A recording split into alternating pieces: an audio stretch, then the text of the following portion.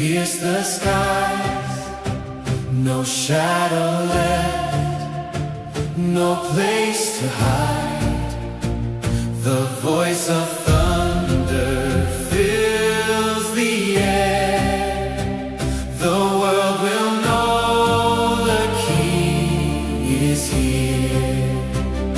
The clouds will part, the heavens sing. Behold the coming of the King. The King appears. The King appears. പുരോഗത സംഗമത്തിലും അധ്യക്ഷപരമനുകരിക്കുന്ന ജോസഫാസ് വെച്ച ഒത്തിരി സന്തോഷത്തോടുകൂടിയാണ് ഇന്നത്തെ ദിവസത്തെ We'll bow before His mighty hand. ഈ സംരംഭം നടപ്പിലാക്കുവാൻ വലിയ നേതൃത്വം നൽകിയ ലിൻസൺ ആരാധനച്ചനെയും അതിൻ്റെ ടീമംഗങ്ങളെയും നമ്മുടെ ഈ സംരംഭം വലിയ ആത്മീയ നവോത്ഥാനമാണ്. ആത്മീയ നവോത്ഥാനത്തിൻ്റെ സാക്ഷികളാണ് നിങ്ങളാണ് ഇതിന് ആരംഭം കുറിച്ചിരിക്കുന്നത്. In robes of white, awakened in eternal light. From first to last, His word remains. The Lord of all forever reigns. The King appears. The King appears. Lift your eyes. The King is here. Every heart and every land will bow before His mighty hand. Crowned in fire, enthroned above, He comes in power, He comes in love. Crowned in fire, enthroned above, He comes in power.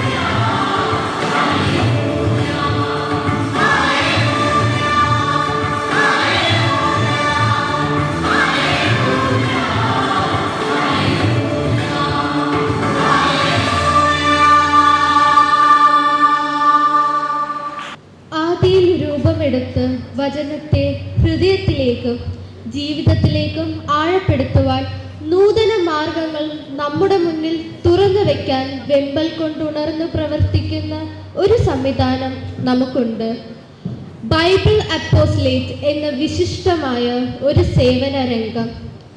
നാളിതുവരെ logos quiz, Bible കലോത്സവം, Bible പാരായണം തുടങ്ങിയ മാർഗങ്ങളിലൂടെയാണ് നാം വചനത്തിൽ ആഴപ്പെട്ടുകൊണ്ടിരിക്കുന്നത്. എന്നാൽ കൂടുതൽ ആഴപ്പെടുന്നതിന് വേണ്ടി കേരള കത്തോലിക്ക സഭ നമുക്ക് നൽകിയ ഒരു സമ്മാനമാണ് ബൈബിൾ പകർത്തിയെഴുത്ത്. 2-3 പ്രാവശ്യം വായിക്കാതെ ഒരു വചനം നമുക്ക് പകർത്തിയെഴുതാൻ സാധിക്കുകയില്ല. നാം ഇന്നിവിടെ ആയിരിക്കുമ്പോൾ നമ്മുടെ ഹൃദയത്തോട് ചേർത്ത് വെച്ചിരിക്കുന്ന വിശുദ്ധ ഗ്രന്ഥത്തിൽ നമ്മുടെ ഹൃദയമിടിപ്പും ത്യാഗവും ആത്മവിശ്വാസവും എല്ലാം നിറഞ്ഞു നിൽക്കുന്നു.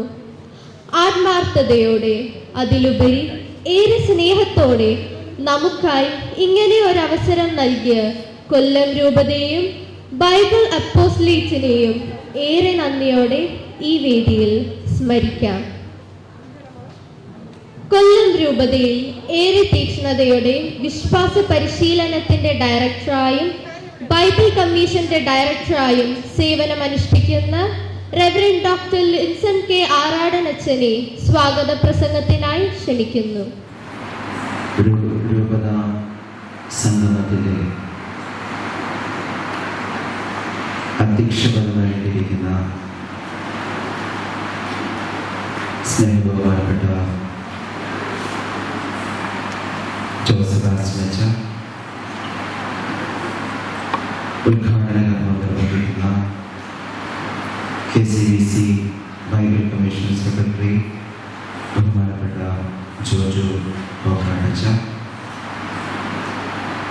അനുഗ്രഹ പ്രഭാഷണം നിർവഹിക്കുന്ന KRCBC ബൈബിൾ കമ്മീഷൻ സെക്രട്ടറി സ്നേഹബഹുമാനപ്പെട്ട മരിയ മൈക്കിളച്ച, അനുഭവം പങ്കുവയ്ക്കുന്ന ബഹുമാനപ്പെട്ട ജിജോ ജോസച്ച, ബഹുമാനപ്പെട്ട സിസ്റ്റർ ലാൻസി മേരി, ശ്രീമാൻ Maxmin Johnson, Ananya Alban, staff, ബഹുമാനപ്പെട്ട വിശ്വാസ പരിശീലകരെ, മാതാപിതാക്കളെ, സ്നേഹമുള്ള വാത്സല്യമുള്ള കുടുംബങ്ങളെ, ഒത്തിരി സന്തോഷത്തോടു കൂടിയാണ് ഇന്നത്തെ ദിവസത്തിൽ ഇവിടെയായിരിക്കുന്നത്. നമുക്കറിയാം, ഏകദേശം 1 വർഷത്തോളമായി രൂപതയിലെ വിശ്വാസികളിൽ നല്ലൊരു ശതമാനം ബൈബിൾ പകർത്തിയെഴുതണമെന്നുള്ള വലിയ ആഗ്രഹത്തോടുകൂടെ മുന്നോട്ട് വരികയായിരുന്നു. തുടക്കത്തിൽ അത് എത്രമാത്രം വിജയിക്കുമെന്ന് ആശങ്കയുണ്ടായിരുന്നെങ്കിലും പിന്നീട് അങ്ങോട്ട് ബൈബിൾ എഴുതാൻ ആഗ്രഹിക്കുന്നവരുടെ തീഷ്ണത കണ്ടപ്പോൾ ഒരുപാട് സന്തോഷം തോന്നി. ഒരുപാട് സഹോദരങ്ങൾ ഞങ്ങൾക്ക് ബൈബിൾ മുഴുവനും എഴുതി തീർക്കാൻ ആഗ്രഹമുണ്ട് എന്ന് പറഞ്ഞുകൊണ്ട് മുന്നോട്ട് വരികയും ഈ പഴയ നിയമം എഴുതുന്നതിനോടൊപ്പം തന്നെ പുതിയ നിയമം എഴുതി പൂർത്തിയാക്കിയ സഹോദരങ്ങൾ കൊണ്ട് പ്രത്യേകമായി ഓർമ്മിക്കുന്നു. നമ്മുടെ ഇടവകയിൽ വിവിധ കാറ്റഗറികളിലായി കുഞ്ഞുമക്കൾക്ക് പ്രത്യേക വിഭാഗമായി, മുതിർന്നവർക്ക് പ്രത്യേക വിഭാഗമായി, അതുപോലെ തന്നെ സന്യസ്തർക്ക്, വൈദികർക്കൊക്കെ പ്രത്യേക വിഭാഗമായി നമ്മൾ ബൈബിൾ പകർത്തി എഴുതുന്നതിനുള്ള സാഹചര്യം ഒരുക്കി കൊടുത്തു. അതിൻ്റെ ഫലമായി ഇന്നിവിടെ ഏകദേശം 400ഓളം പേർ മാത്രമേ ബൈബിൾ പകർത്തിയെഴുത്തവരുടെ സംഗമത്തിൽ പങ്കെടുത്തു.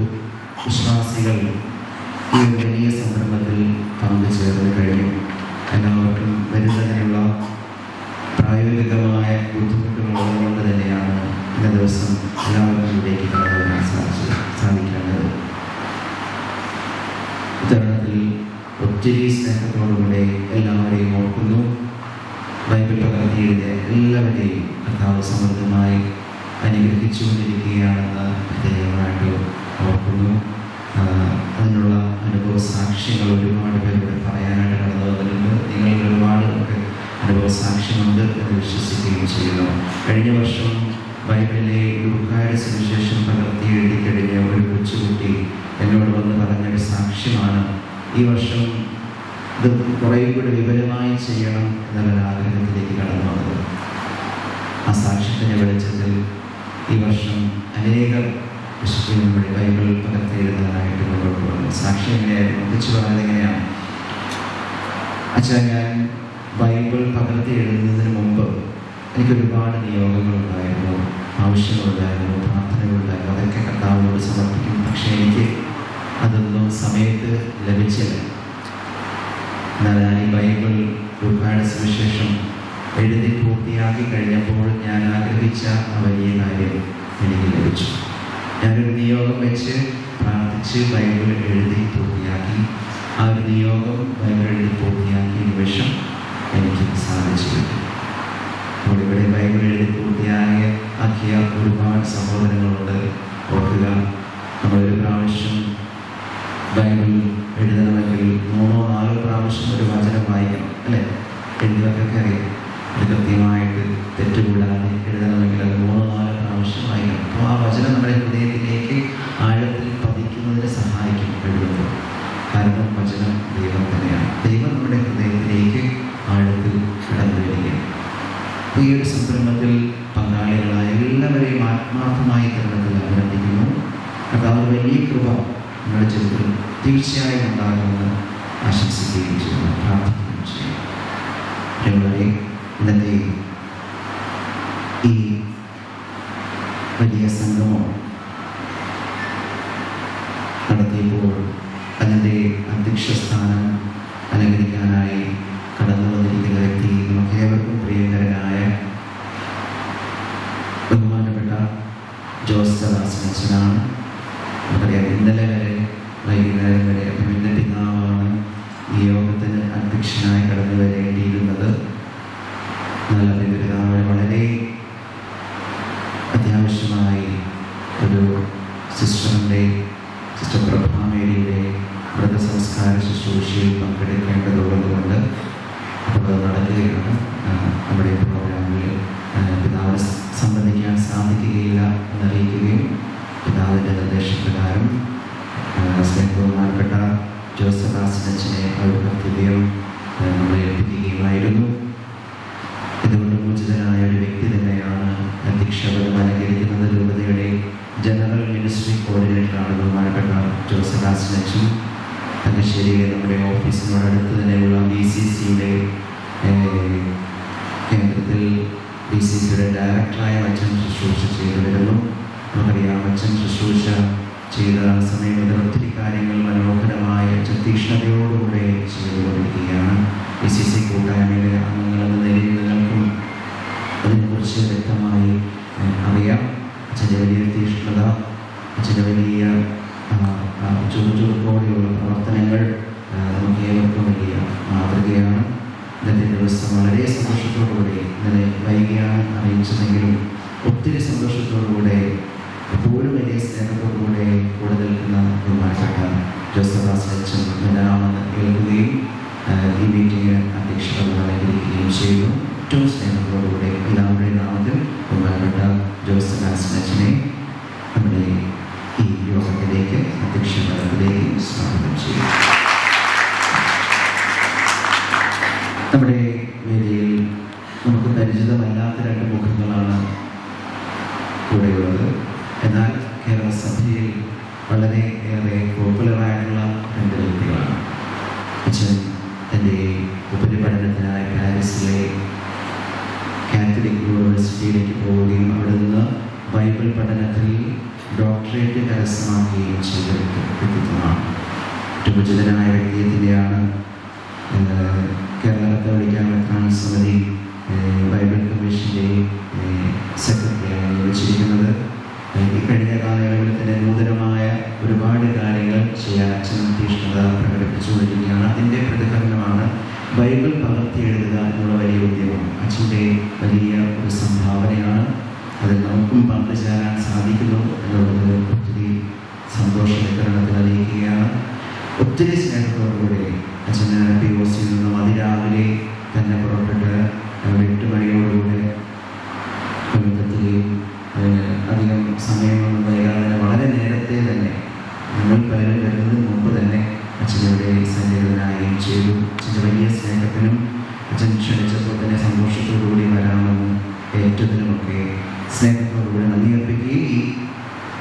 നൽകിയ നമ്മുടെ സംഗമത്തിലേക്ക് സ്നേഹത്തോടുകൂടി അച്ഛനെ സ്വാഗതം ചെയ്യുകയും മക്കളായ അനുഗ്രഹ പ്രഭാഷണത്തിനായി നമ്മളോടൊപ്പമുള്ളത് KRCBC ബൈബിൾ കമ്മീഷൻ്റെ സെക്രട്ടറി അച്ഛനായ ഡോക്ടർ മരിയ മൈക്കിൾ ഫെർണാണ്ടസ് അച്ഛനിപ്പോൾ ആലുവ സെമിനാരിയിലെ ബൈബിൾ പ്രൊഫസറായി ശുശ്രൂഷ ചെയ്യുന്നു. അതോടൊപ്പം തന്നെ KRCCയിലെ ബൈബിൾ കമ്മീഷൻ്റെ സെക്രട്ടറിയായിട്ടും സേവനമനുഷ്ഠിക്കുന്നു. തിരുവനന്തപുരം അതിരൂപതയുടെ അംഗമാണ്. അച്ഛൻ്റെ സീനിയറായിട്ട് ആലുവ കാർമൽഗിരി സെമിനാരിയിൽ പഠിച്ച കാലത്തും ഒത്തിരി തീഷ്ണതയോടുകൂടി അതൊന്നും അച്ഛനായിരുന്നു അവിടുത്തെ റാങ്ക് ഹോൾഡർ, ഫസ്റ്റ് റാങ്ക് ഹോൾഡറായാലും വളരെ മിടുക്കനായി കാര്യങ്ങൾ ചെയ്യാൻ ഒത്തിരി സന്തോഷത്തോടുകൂടി ഓടി നടക്കുന്ന ഒരു വ്യക്തിയായിട്ട് അവിടെ കാണുന്നു. ബൈബിളിൽ തന്നെ ലുവൈൻ യൂണിവേഴ്സിറ്റിയിൽ നിന്നും ബെഞ്ചിയിലെ ലുവൈൻ യൂണിവേഴ്സിറ്റിയിൽ നിന്നും ബൈബിളിൽ ഡോക്ടറേറ്റ് നേടിയ വ്യക്തിത്വമാണ്.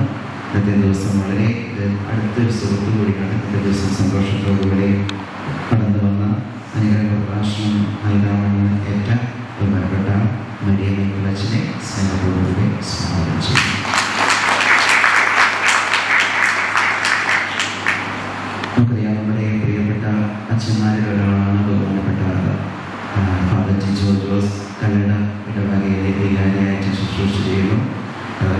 അച്ഛൻ ബൈബിൾ പ്രകൃതിയെഴുത്തിൽ പങ്കാളിയായ അച്ഛനും ബൈബിൾ എഴുതാൻ നമ്മുടെ ടീച്ചേഴ്സിനോടൊപ്പം പങ്കുചേർന്ന വ്യക്തിത്വമാണ്. ഇന്നത്തെ ദിവസം ബൈബിൾ എഴുതിയപ്പോൾ അച്ഛനുണ്ടായ ദൈവാനുഭവം പങ്കുവയ്ക്കാനായി അച്ഛൻ കടന്നു വരികയാണ്. അച്ഛനെയും ഏറെ സ്നേഹത്തോടുകൂടെ സ്വാഗതം ചെയ്യുന്നു. ബഹുമാനപ്പെട്ട സിസ്റ്റേഴ്സിൻ്റെ പ്രതിനിധിയായി ഇന്ന് അനുഭവം പങ്കുവയ്ക്കുന്നത് അരവിള ഇടവകയിലെ ശുശ്രൂഷ ചെയ്യുന്ന റവറൻഡ് സിസ്റ്റർ നാൻസി മേരി സിസിയാണ്. സിസ്റ്റർ ഈ പ്രായത്തിലും ഒത്തിരി തീഷ്ണതകളോട് ഒത്തിരി ഇടയ്ക്കിടയ്ക്ക് എന്നെ വിളിക്കും, പക്ഷേ എങ്ങനെയാണ് ചെയ്യുന്നത് മൈന്യൂട്ടായിട്ടുള്ള കാര്യങ്ങൾ പോലും ചോദിച്ച് മനസ്സിലാക്കി ഒത്തിരി തീഷ്ണതകളോടുകൂടെ ഈ ബൈബിൾ പകർത്തിയെടുക്കുന്ന വലിയ സംരംഭത്തിൽ പങ്കാളിയായി തൻ്റെ അനുഭവം പങ്കുവയ്ക്കുന്നതിനായി ബഹുമാനപ്പെട്ട സിസ്റ്റർ നാൻസിയെയും ഇന്നത്തെ മീറ്റിങ്ങിലേക്ക് ക്ഷണിക്കുന്നതിനോടൊപ്പം സ്നേഹത്തോടുകൂടെ സിസ്റ്ററിനെയും സ്വാഗതം ചെയ്യും. അതുപോലെ നമ്മുടെ വിശ്വാസ പരിശീലകരുടെ പ്രതിനിധിയായി അമ്മയുടെ പ്രതിനിധിയായി ശാസ്താംകോട്ട ഇടവകയിലെ വിശ്വാസ പരിശീലകനായ ശ്രീമാൻ മാക്സിം ജോൺസൺ നമ്മളോടൊപ്പമുണ്ട്. നല്ലൊരു വിശ്വാസ പരിശീലകൻ എന്ന നിലയിൽ തീഷ്ണതയോടുകൂടെ കുഞ്ഞുങ്ങൾക്ക് വിശ്വാസം പകർന്നു കൊടുക്കുന്ന ഒരു വ്യക്തി എന്ന നിലയിൽ ബൈബിൾ പകർത്തിയെടുക്കുന്നത് ഏറ്റവും മനോഹരമായ ഉചിതമായ കാര്യമാണ്. വചനം വായിക്കുക, ധ്യാനിക്കുക, എഴുതുക എന്നുള്ളത് വലിയൊരു ദൗത്യമാണ്, കടമയാണ്, യജ്ഞമാണ്. അതിൽ പങ്കാളിയായ ബഹുമാനപ്പെട്ട ശ്രീ മാക്സിം ജോൺസൺ സാറിനെ ഇന്ന് അനുഭവം കൊടുക്കാനായി സ്നേഹത്തോടുകൂടെ സ്വാഗതം ചെയ്യുന്നു.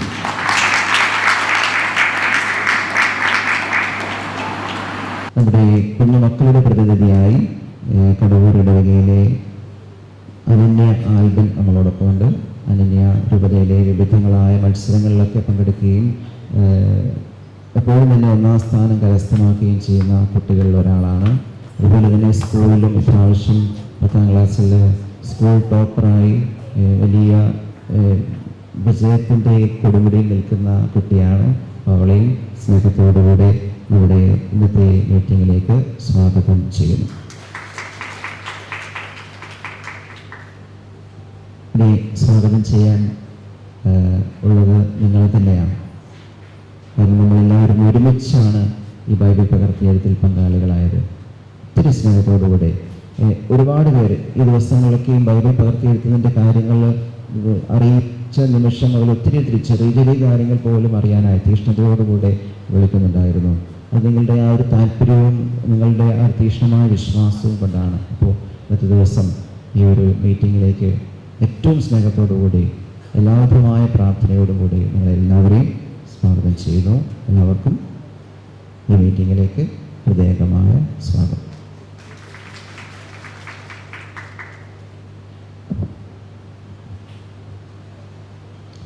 എല്ലാവർക്കും സ്വാഗതം ആശംസിച്ച് ലിൻസൺ അച്ഛന് നന്ദി. ഒരു കൂട്ടായ്മയ്ക്ക് ശക്തി നൽകുന്നത് അധ്യക്ഷനാണ്. ഈ വേദിയിൽ അധ്യക്ഷപദം അലങ്കരിക്കുന്ന കൊല്ലം രൂപത ജനറൽ മിനിസ്ട്രി കോർഡിനേറ്റർ ബഹുമാനപ്പെട്ട ജോസ് സെബാസ്റ്റ്യൻ അച്ഛനെ ഏറെ സ്നേഹത്തോടെ അധ്യക്ഷ പ്രസംഗത്തിനായി ക്ഷണിക്കുന്നു.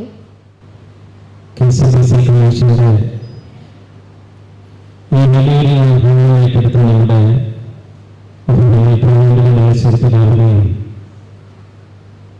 ഈ സംരംഭം നടപ്പിലാക്കുന്ന വലിയ നേതൃത്വം നൽകിയ ലിൻസൺ അച്ഛനെയും അതിന്റെ ടീമുകളെയും ഇന്നത്തെ സന്നിധിനായി secretary KCBC Bible commission doctor Joju Kokkad അച്ഛനെയും KCBCയുടെ Bible commission secretary doctor Maria മൈക്കലിനെയും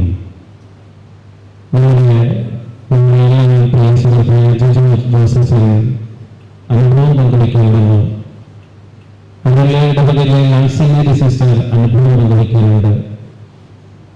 അതുപോലെ തന്നെ മാക്സിം ജോൺസൺ സിസ്റ്ററുടെ ഇടപെടലിൽ നിന്ന് അനുഭവങ്ങളുണ്ട്. ഇതിനെല്ലാം സെക്രട്ടറി ചെറിയ ജോസഫ് സിസ്റ്ററുണ്ട്. ബഹുമാനപ്പെട്ട സന്യസ്തർ, മാതാപിതാക്കൾ, മക്കൾ, നമ്മൾ സാക്ഷ്യം വഹിക്കുന്നത് ഒരു കലാപരം വേണ്ടിയിട്ടില്ല, അതിൻ്റെ അനുമോദനങ്ങൾ കൊടുക്കുന്ന ചടങ്ങിലുമല്ല നമ്മൾ സാക്ഷ്യം വഹിക്കുന്നത്. ഇത് വളരെ അനുഗ്രഹീതമായൊരു വേദിയാണ്. വെളിപാടിന്റെ പുസ്തകം 1-ാം അധ്യായത്തിൽ 3-ാമത്തെ വചനം ഇങ്ങനെ എഴുതിയിരിക്കുന്നു: ഈ പ്രവചനത്തിലെ വാക്കുകൾ വായിക്കുന്നവർ, ഈ പ്രവചനത്തിലെ വാക്കുകൾ കേൾക്കുന്നവർ, ഈ പ്രവചനത്തിലെ വാക്കുകൾ അനുസരിക്കുന്നവർ, പാലിക്കുന്നവർ അനുഗ്രഹിതനാണ് എന്ന് വെളിപാടിന്റെ പുസ്തകത്തിൽ എഴുതപ്പെട്ടിരിക്കുന്നു.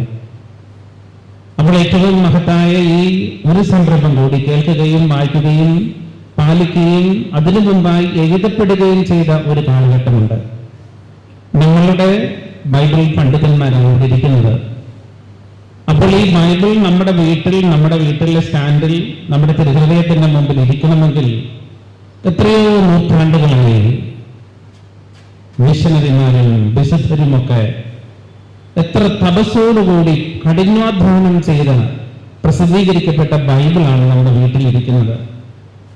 ഈ ബൈബിൾ അപ്പനും അമ്മയും മക്കളും എല്ലാവരും ഒരുമിച്ച് കൂടി ലിൻസനച്ചൻ ഓരോ കാലഘട്ടങ്ങളിൽ അതിൻ്റെതായ നേതൃത്വം ഇടവകയിൽ പറഞ്ഞ് എഴുതിയപ്പോൾ ആ വീട്ടിലെഴുതിയ ദൃശ്യം നിങ്ങൾ എല്ലാവരും ഓർത്തു നോക്കൂ. അപ്പോൾ ദൈവവചനത്തിന്റെ വലിയൊരു ശില്പശാലയാകിയായിരുന്നു. നമ്മുടെ വീട്ടിൽ എപ്പോഴും മനുഷ്യനാണ് സംസാരിക്കുന്നത്, മനുഷ്യന്റെ കാര്യങ്ങളാണ്, മനുഷ്യനെ സംബന്ധിച്ച, മക്കളെ സംബന്ധിച്ച, കുടുംബങ്ങളെ സംബന്ധിച്ച, വസ്തുവിനെ സംബന്ധിച്ച, നിർമ്മാണങ്ങളെ സംബന്ധിച്ച കാര്യങ്ങളാണ് സ്വാഭാവികമായി നമ്മളെ വർത്താനം പറയുന്നത്. പക്ഷെ ഈ ബൈബിൾ എഴുത്ത് വന്നപ്പോൾ നമ്മുടെ വീട് നമ്മൾ അറിയാതെ പോലും ദൈവവചനത്തിന്റെ ഒരു ശില്പശാലയായി മാറി. ഇത് വെറും വാക്കല്ല. അതുകൊണ്ടാണ് ഇവിടെ അനുഭവം പങ്കുവയ്ക്കാൻ വന്നത്. കർത്താവ് ഈശോ ജീവിക്കുന്ന ദൈവമാണ്. നമ്മൾ പരിശുദ്ധ കുർബാനയെ എത്രയോ ഭക്തിയോടുകൂടി ജീവിക്കുന്ന ദൈവത്തെയല്ലേ നമ്മൾ സ്വീകരിക്കുന്നത്. ഈ ദൈവവചനത്തിലും നമ്മുടെ വീട്ടിൽ ഒരു മാറ്റം ഉണ്ടായെങ്കിൽ, വ്യക്തിപരമായി നമുക്കൊരു മാറ്റം സംഭവിച്ചെങ്കിൽ അതിന്റെ കാരണം ആ ദൈവവചനത്തിൽ അടങ്ങിയിരിക്കുന്ന ജീവനുള്ള ദൈവമായിരുന്നു. അപ്പോൾ വ്യത്യസ്ത അനുഭവങ്ങളായിരുന്നു. അപ്പോൾ ആ വീട്ടിൽ പുസ്തകങ്ങൾ കൊണ്ടുവരുന്നു, ബൈബിൾ എഴുതുന്നു, മഷി കൊണ്ടെഴുതുന്നു. യഥാർത്ഥത്തിൽ നിങ്ങൾ എഴുതിയത് മഷി കൊണ്ടല്ല, വിശ്വാസത്തിന്റെ വലിയൊരു ചരിത്രം എഴുതുകയായിരുന്നു. ഇവിടെ ഇങ്ങനെ മാതാപിതാക്കളും മക്കളും എല്ലാവരും ഉണ്ടല്ലോ. ഈ മക്കളൊക്കെ വളർന്ന ഒരു കാലഘട്ടത്തിൽ ചെല്ലുമ്പോൾ ഇവർ ചോദിക്കും, എന്റെ മാതാപിതാക്കൾ എനിക്ക് എന്ത് തന്നു എന്ന് ചോദിക്കും.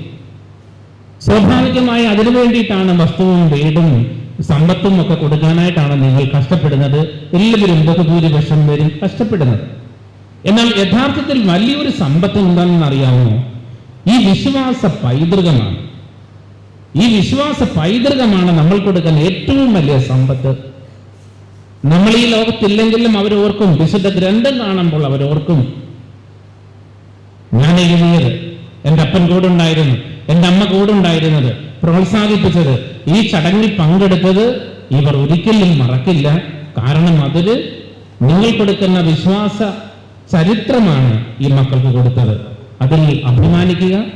ഇനി വിളിക്കുന്ന എല്ലാ മാതാപിതാക്കളും എല്ലാ സന്യസ്തരും എല്ലാ മക്കളും ഞാൻ അഭിനന്ദിക്കുകയാണ്. ഇത്രയും സമയമെടുത്തു. യഥാർത്ഥത്തിൽ നിങ്ങളല്ല ചെയ്തത്. യഥാർത്ഥത്തിൽ പരിശുദ്ധാത്മാവിന്റെ പ്രത്യേകമായ ഒരു കൃപയുണ്ടായത് കൊണ്ടാണ് ഈ എഴുതി പൂർത്തീകരിച്ച് ബൈൻഡ് ചെയ്ത് ഇന്നിവിടെ വന്നിരിക്കുന്നത്. അപ്പോൾ തീർച്ചയായിട്ടും ലിൻസനച്ചന്റെയും ടീമങ്ങളുടെയും നേതൃത്വത്തിൽ ഈ മഹത്തായ സംരംഭം, ഈ സംഗമം വിളിച്ചു ചേർത്തത് ഒരു വലിയ പുണ്യപ്പെട്ട അനുഗ്രഹീതമായ സമയമാണ്. അപ്പോൾ നമ്മുടെ ഈ വാക്കുകൾ നമ്മളുടെ എഴുതി എന്നതിൽ അഭിമാനിക്കണം, 100 വട്ടം അഭിമാനിക്കണം. എന്നാൽ വചനം പറയുന്നുണ്ട്, ദൈവമേ, ഞാൻ നടന്നു പോകുമ്പോൾ എൻ്റെ കാലുകൾക്ക് ഒരു വെളിച്ചമാകണമേ, വെട്ടമാകണമേ. ഞാൻ ഇരുട്ടത്തോടൊക്കെ നടക്കുമ്പോൾ അവിടുത്തെ വചനം എന്നെ നയിക്കണമേ എന്ന് വലിയൊരു കാര്യം നമ്മുടെ ഹൃദയത്തിൽ ഉണ്ടാകട്ടെ. നമ്മൾ എഴുതി വെച്ച പുസ്തകങ്ങൾക്ക്, നമ്മൾ എഴുതി വെച്ച മഷിക്ക്, എഴുതി വെച്ച ഗ്രന്ഥം എന്നും വീട്ടിൽ സൂക്ഷിക്കണം. അത് വലിയൊരു നിധിയാണ്. നമുക്ക് എന്തെല്ലാം പോയാലും ഞാൻ ഈ വിശുദ്ധ ഗ്രന്ഥമാണ്. നമുക്ക് ഇതൊക്കെ എങ്ങനെ പരിഭാഷപ്പെടുത്തി, ഇതൊക്കെ എങ്ങനെ എത്തി? ഈ മലയാളത്തിൽ നമ്മൾ എങ്ങനെ വായിക്കുന്നു? അതിനു മുമ്പ് അച്ചടി യന്ത്രങ്ങൾ പോലും ഇല്ലായിരുന്നു. ആരാണ് അതിനൊക്കെ കണ്ടുപിടിച്ചത്? അപ്പോൾ നൂറ്റാണ്ടുകളുടെ ചരിത്രത്തിൽ അന്ന് എഴുതപ്പെട്ട വചനം KCBC കമ്മീഷനും നമ്മുടെ രൂപനാഥേശ്വരും ലിൻസനച്ചനും ഒക്കെ നേതൃത്വം തന്നതുകൊണ്ട് നമുക്കത് പൂർത്തീകരിക്കാൻ സാധിച്ചു. പ്രിയ മാതാപിതാക്കളെ, പ്രിയ മക്കളെ, ഈ വചനങ്ങൾ പരിശുദ്ധാത്മാവിന്റെ സഹായത്തോടുകൂടി നമ്മുടെ ഹൃദയത്തിലും എഴുതപ്പെടാൻ അനുഗ്രഹിക്കണമെന്ന് പ്രാർത്ഥിക്കാം. ദൈവവചനം ദിവ്യകാരുണ്യം മാത്രം സ്വീകരിച്ച് ജീവിച്ച ഒത്തിരി മനുഷ്യരുണ്ട്.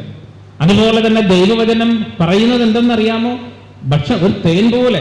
ആദ്യം ദൈവവചനം വന്നപ്പോൾ പ്രവാചകന്മാർ പറഞ്ഞിട്ടുണ്ട്, എനിക്ക് ഇഷ്ടപ്പെട്ടില്ല, ദൈവവചനമല്ലേ, കേൾക്കുമ്പോൾ തന്നെ ഒരു അലർജിയായിരുന്നു. പിന്നീട് ഇതിനെ എഴുതാനും വായിക്കാനും പാലിക്കാനും തുടങ്ങിയപ്പോൾ അവർ പറഞ്ഞു എന്തെന്നറിയാമോ? ദൈവത്തിന്റെ വചനം തേൻ പോലെ മധുരിക്കുന്നു എന്ന് പറഞ്ഞു. ഇനി നമുക്ക് മുന്നോട്ടുള്ള കാലങ്ങൾ കുറവായിരിക്കാം. അപ്പോൾ ആ എഴുതിയ വചനം ഹൃദയത്തിൽ പതിക്കണമേ എന്നും നമ്മുടെ പാതകൾക്ക്, നമ്മുടെ ജീവിതത്തിന് ഒരു വലിയ പ്രകാശമായിരിക്കട്ടെ എന്ന് പ്രാർത്ഥിക്കാം. വിശുദ്ധ ജെറോമിനെ കുറിച്ച് സൂചിപ്പിക്കാതെ ഈ മഹത്തായ വേദി അവസാനിപ്പിക്കുന്നത് ഉചിതമേ അല്ല എന്ന് നമുക്കെല്ലാവർക്കും, ഏറെ പ്രത്യേകിച്ച് ബൈബിൾ പണ്ഡിതന്മാർക്കും എല്ലാവർക്കും അറിയാവുന്നതാണ്. വിശുദ്ധ ഗ്രന്ഥം അറിയാത്തത് ഈശോയെ അറിയാത്തതിന് തുല്യമാണ്. വിശുദ്ധ ജെറോമ തിരുവെഴുത്തുകൾ നിങ്ങൾ അറിയാത്തത് ഈശോയെ അറിയുന്നില്ല എന്നേ ഉള്ളൂ. അതുകൊണ്ട് ഒരിക്കൽ കൂടി ഈ വലിയ സംരംഭത്തിന്, മഹത്തായ സംരംഭത്തിന് പങ്കുചേർന്ന, എഴുതപ്പെട്ട, ഈ സമയം പോലും വിനിയോഗിക്കുന്ന നിങ്ങൾക്കെല്ലാവർക്കും പ്രത്യേകം അനുഗ്രഹീതർ തന്നെയാണ്. എഴുതപ്പെട്ട കൈകൾ ഭാഗ്യമുള്ളതാണ്.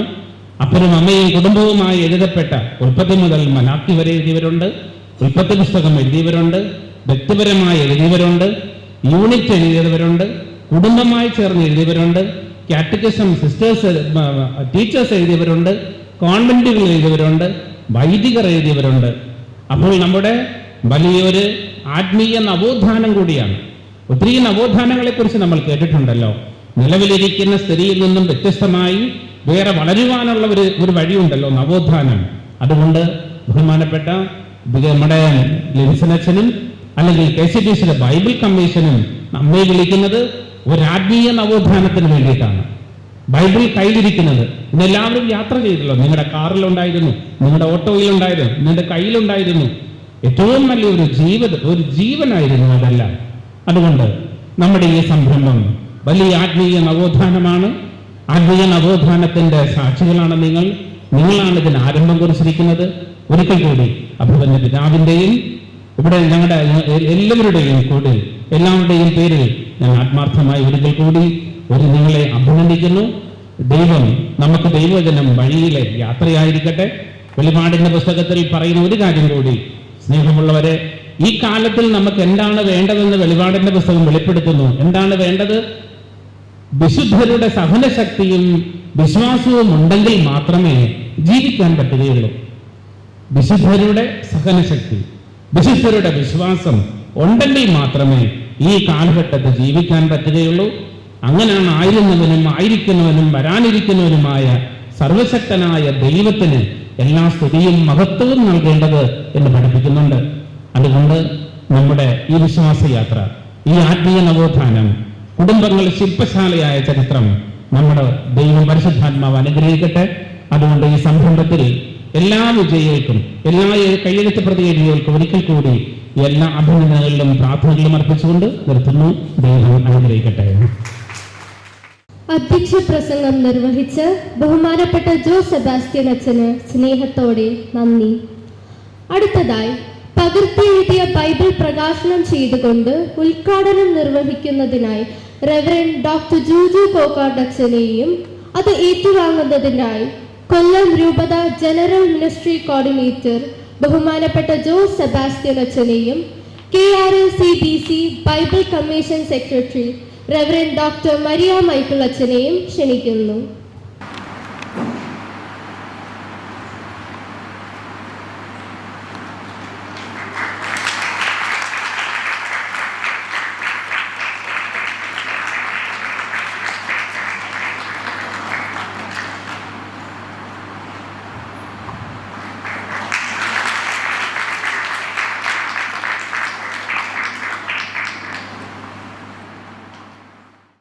ഉദ്ഘാടന പ്രസംഗത്തിനായി ജോജു അച്ഛനെ ക്ഷണിക്കുന്നു.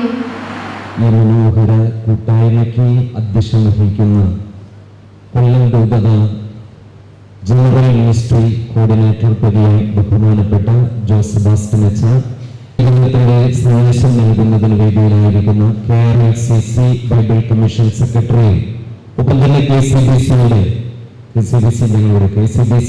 ജോയിന്റ് സെക്രട്ടറി ആയിരിക്കുന്ന ഡോക്ടർ മരിയ മൈക്കിൾ അച്ഛൻ, കൊല്ലം രൂപതയുടെ വേദപാഠത്തിന്റെയും ബൈബിൾ കമ്മീഷന്റെയും എക്സിക്യൂട്ടീവ് ഡയറക്ടർസിനായിരിക്കുന്ന റവറൻഡ് ഡോക്ടർ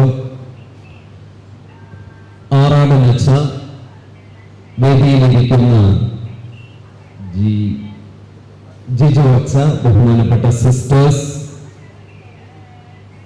സാക്ഷ്യം അറിയിക്കാനായിട്ട് എത്തിയിരിക്കുന്നവരെ, ഇതിനേക്കാളൊക്കെ ഉപരിയായിട്ട് ഇന്നത്തെ പ്രധാനപ്പെട്ട ആകർഷണം, ചീഫ് ഗസ്റ്റ് എന്നൊക്കെ എനിക്ക് തോന്നുക, വചനം എഴുതി അതിന്റെ സംതൃപ്തിയോടുകൂടെ ഇന്നത്തെ കൂട്ടായ്മയിലായിരിക്കുന്ന കുഞ്ഞുമക്കളെ, യുവജനങ്ങളെ, മാതാപിതാക്കളെ, 4 മണിക്ക് എഴുന്നേറ്റ് ട്രെയിനുകൾ നോക്കിയപ്പോൾ എല്ലാം ലേറ്റാണ്. ഒരു പരിധി വരെ ലിൻസൻ പറഞ്ഞു 9 മണിക്ക് ആരംഭിക്കും. ഞാൻ റെയിൽവേ സ്റ്റേഷനിൽ എത്തുമ്പോൾ സാധാരണ ട്രെയിനുകളൊന്നും സമയത്ത് ഓടുന്നില്ല. ഞാനപ്പോൾ മനസ്സിൽ വിചാരിച്ചത് ബൈബിൾ എഴുതുന്ന മനോഹരമായിട്ടുള്ള കൂട്ടായ്മയാണ്. വരുന്ന ട്രെയിനിൽ എന്തായാലും കയറുക. അപ്പോൾ 4 മണിക്ക് മുൻപ് വരേണ്ട ട്രെയിനാണ് പിന്നെ വരാനായിട്ട്. 5 മണിക്ക് ശേഷമാണ്, 1 മണിക്കൂർ കഴിഞ്ഞു ആ ട്രെയിൻ വരിക. ഞാൻ കയറി. അപ്പൊ ഞാൻ അതിന്റെ സ്റ്റാറ്റസ് നോക്കുമ്പോൾ അത് ഭയങ്കര ലേറ്റ് പിന്നെ കാണിക്കുകയാണ്. കാരണം ചിലപ്പോൾ ഇത് പിടിച്ചിടും, മറ്റു ട്രെയിനുകളെ കയറ്റിവിടും. അപ്പോൾ ഞാൻ മനസ്സിൽ വിചാരിച്ചു, ദൈവവചനത്തിന്റെ കൂട്ടായ്മയ്ക്ക് ഞാൻ പോകുന്നത്. ഞാൻ പരിഭ്രാന്തമാകേണ്ട ആവശ്യമില്ല. ദൈവത്തിന് ആഗ്രഹമാണെങ്കിൽ എന്ന സമയത്തിന് ഞാനൊന്ന് ചിന്തിച്ചത്, സമയത്തിന് ഞാൻ അവിടെ എത്തിയിരിക്കും. സ്നേഹങ്ങളോട് വിചാരിച്ചതിനേക്കാൾ നേരത്തെ അച്ഛൻ പറഞ്ഞതുപോലെ ഞാൻ ട്രെയിനില്, ഇന്ന് ലേറ്റ് അല്ല ട്രെയിനിൽ, ഇതാണെന്ന് എനിക്കറിയാം. വിചാരിച്ചതിനേക്കാൾ നേരത്തെ ഞാൻ ഇവിടെ എത്തി. ഞാൻ വേദിയിലും നേരത്തെ എത്തി. ഒത്തിരി സന്തോഷമായി. ആദ്യം എന്നെ ആകർഷിച്ച കാഴ്ച, കൊച്ചിനെ കൈപിടിച്ചിരിക്കുകയാണ്. ഒക്കത്തിരിക്കുന്നത് എന്താണ്? ബൈബിൾ. ഞാൻ അത്ഭുതപ്പെട്ടു. കൊച്ചിനെ ഒക്കത്തിരിക്കാൻ ആഗ്രഹം, പക്ഷെ നടക്കത്തില്ല. ഒക്കത്താരിയിരിക്കണേ? കൊച്ചിനേക്കാൾ വലിപ്പത്തിലുള്ള ഇതിവിടെ നടന്നതാണ്. കൊച്ചിനേക്കാൾ വലിപ്പത്തിലുള്ള ബൈബിൾ. നീ എനിക്ക് പ്രിയങ്കരമാണ്. പെറ്റമ്മ നിന്നെ മറന്നാലും ഞാൻ നിന്നെ മറക്കുകയില്ല. വചനത്തെ മനസ്സിലൂടെ കടന്നു പോയത് കണ്ടപ്പോൾ, അത് കഴിഞ്ഞ് പ്രദക്ഷിണം കണ്ടപ്പോൾ അതിനേക്കാൾ മനസ്സ് തരളിതമാണ്. ആദം മുതല് ദൈവത്ത് വരികയാണ് ബൈബിൾ കഥാപാത്രങ്ങൾ കുഞ്ഞുമക്കളിലൂടെ, യുവജനങ്ങളിലൂടെ.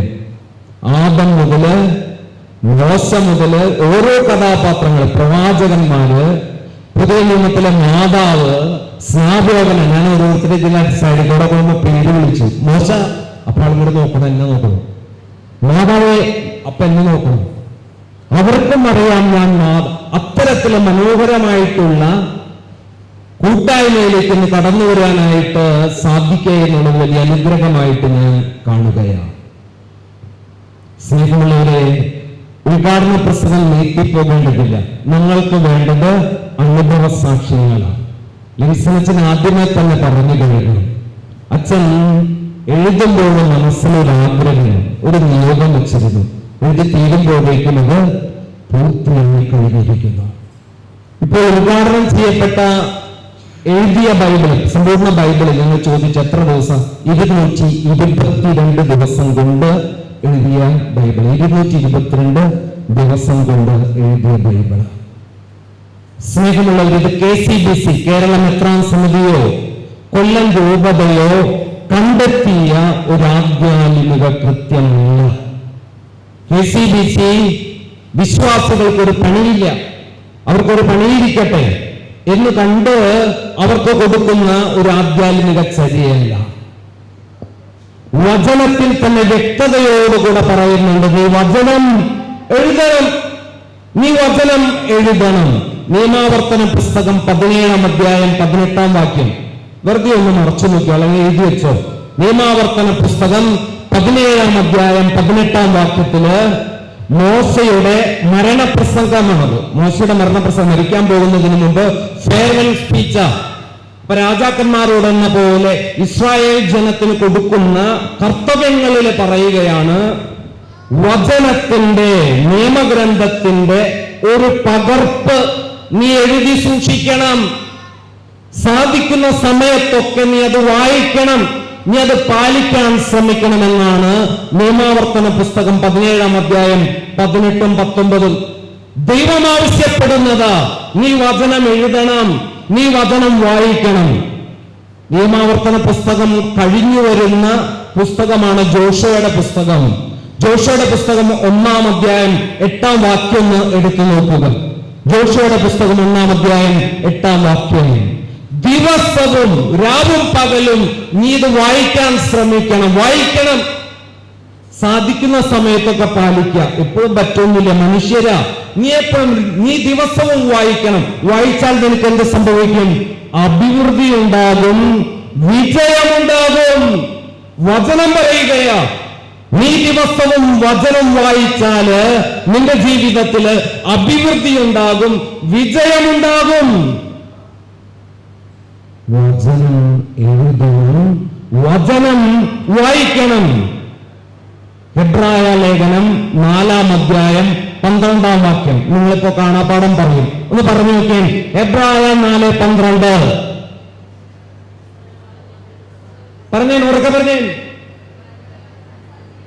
ദൈവത്തിന്റെ വചനം സജീവവും ഊർജസ്വലവുമാണ്, അത് ഇരുതലവാളിനേക്കാൾ മൂർച്ചയേറിയതാണ്. അസ്ഥികളെ, ചേതനകളെ, സന്ധിബന്ധങ്ങളെ, മജ്ജകളെ തുളച്ചു കയറി ദൈവത്തിന്റെ വിവേചനം, ദൈവത്തിന്റെ കൃപ നിറയ്ക്കാൻ ശക്തിയുള്ളതാ. അപ്പൊ ദൈവത്തിന്റെ വചനം സജീവം. എന്താ സജീവം എന്നുള്ളത് കൊണ്ട് അർത്ഥം? സജീവം എന്താ? ജീവനുണ്ട്, മരിച്ചിട്ടില്ലാന്ന്, ഇപ്പോഴും ജീവനുണ്ട് അതിന്. ഊർജസ്വലം എന്താ അതിനർത്ഥം? ആക്റ്റീവ്.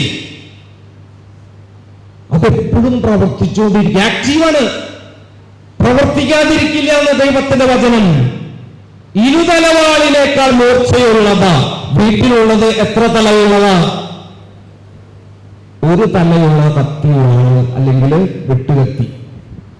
ഒരു തല കൊണ്ട് മുറിച്ചാൽ അത് മുറിയും, മറ്റേ തല കൊണ്ടോ മുറിയില്ല. എന്നാൽ ദൈവത്തിന്റെ വചനം എങ്ങോട്ടിട്ട് വീശിയാലും അതിന്റെ ഫലം ഇരുതലവാളിനേക്കാൾ മൂർച്ചയുള്ളതാ. അതുകൊണ്ടാണ് നീ അത് വായിക്കണമെന്ന്, എഴുതണമെന്ന് ദൈവം എന്നോട് കൽപ്പിക്കുകയാ. ദൈവം പറയുകയാ, നീ എഴുതണം. ദൈവത്തിന്റെ വചനമാണ്. യോഹന്നാൻ 1:1. യോഹന്നാൻ 1:1 എന്താണത്? ആദിയിൽ വചനമുണ്ടായിരുന്നു, വചനം ദൈവത്തോടു കൂടെയായിരുന്നു, ഈ വചനമായിരുന്നു അതിന്റെ അർത്ഥം എന്താ? ദൈവത്തിന് കൊടുക്കുന്ന, യോഹന്നാൻ കൊടുക്കുന്ന വചനത്തിന്, ദൈവത്തിന് കൊടുക്കുന്ന പേരെന്താ? വചനം. വചനം എന്താ? ദൈവ. അതുകൊണ്ട് ഈ പവറ്, അതുകൊണ്ട് ഈ ശക്തി, അതുകൊണ്ട് അതിന് ജീവനുള്ളത്, അതുകൊണ്ടാണ് അത് പ്രവർത്തിക്കുന്നത്, അതുകൊണ്ട് അത് പ്രവർത്തിക്കുന്നത്. യെശയ്യാ പ്രവചനത്തിൽ മനോഹരമായിട്ടുള്ള ഒരു വചനമുണ്ട്. യെശയ്യാ പ്രവചനം 55-ാം അധ്യായം 10-11. യെശയ്യാ 55:10-11 എന്താ പറയുക? മഴ പറഞ്ഞു, മനോഹരമായിട്ട് പറഞ്ഞു വരുന്നു. മഴയും മഞ്ഞും ആകാശത്ത് നിന്ന് വരുന്നു, അത് ഭൂമിയിൽ ഒരു ഫലം നൽകാതെ ഒരിക്കലും അത് തിരിച്ചു പോകുന്നുണ്ടോ? ഇല്ല, തിരിച്ചു പോകത്തില്ല.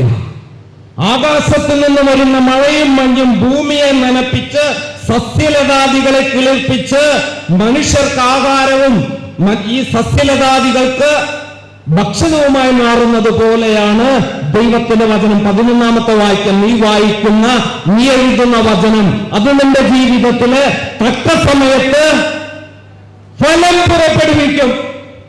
നീ ഒരു വചനം എഴുതിയിട്ടുണ്ടെങ്കിൽ, നീ ഒരു വാക്ക് എഴുതിയിട്ടുണ്ടെങ്കിൽ, നീ ഒരു വചനം കേട്ടിട്ടുണ്ടെങ്കിൽ, നിന്റെ ജീവിതത്തിൽ തക്ക സമയത്ത് അത് ഫലം പുറപ്പെടുവിച്ചിരിക്കും. അത് സജീവമാണ്, ഊർജ്ജസ്വലമാണ്, ഒരു തലവാളിനേക്കാൾ മൂർച്ചയുള്ളതാ. നീ വായിക്കുന്ന വചനം ദൈവവചനത്, ദൈവവചന.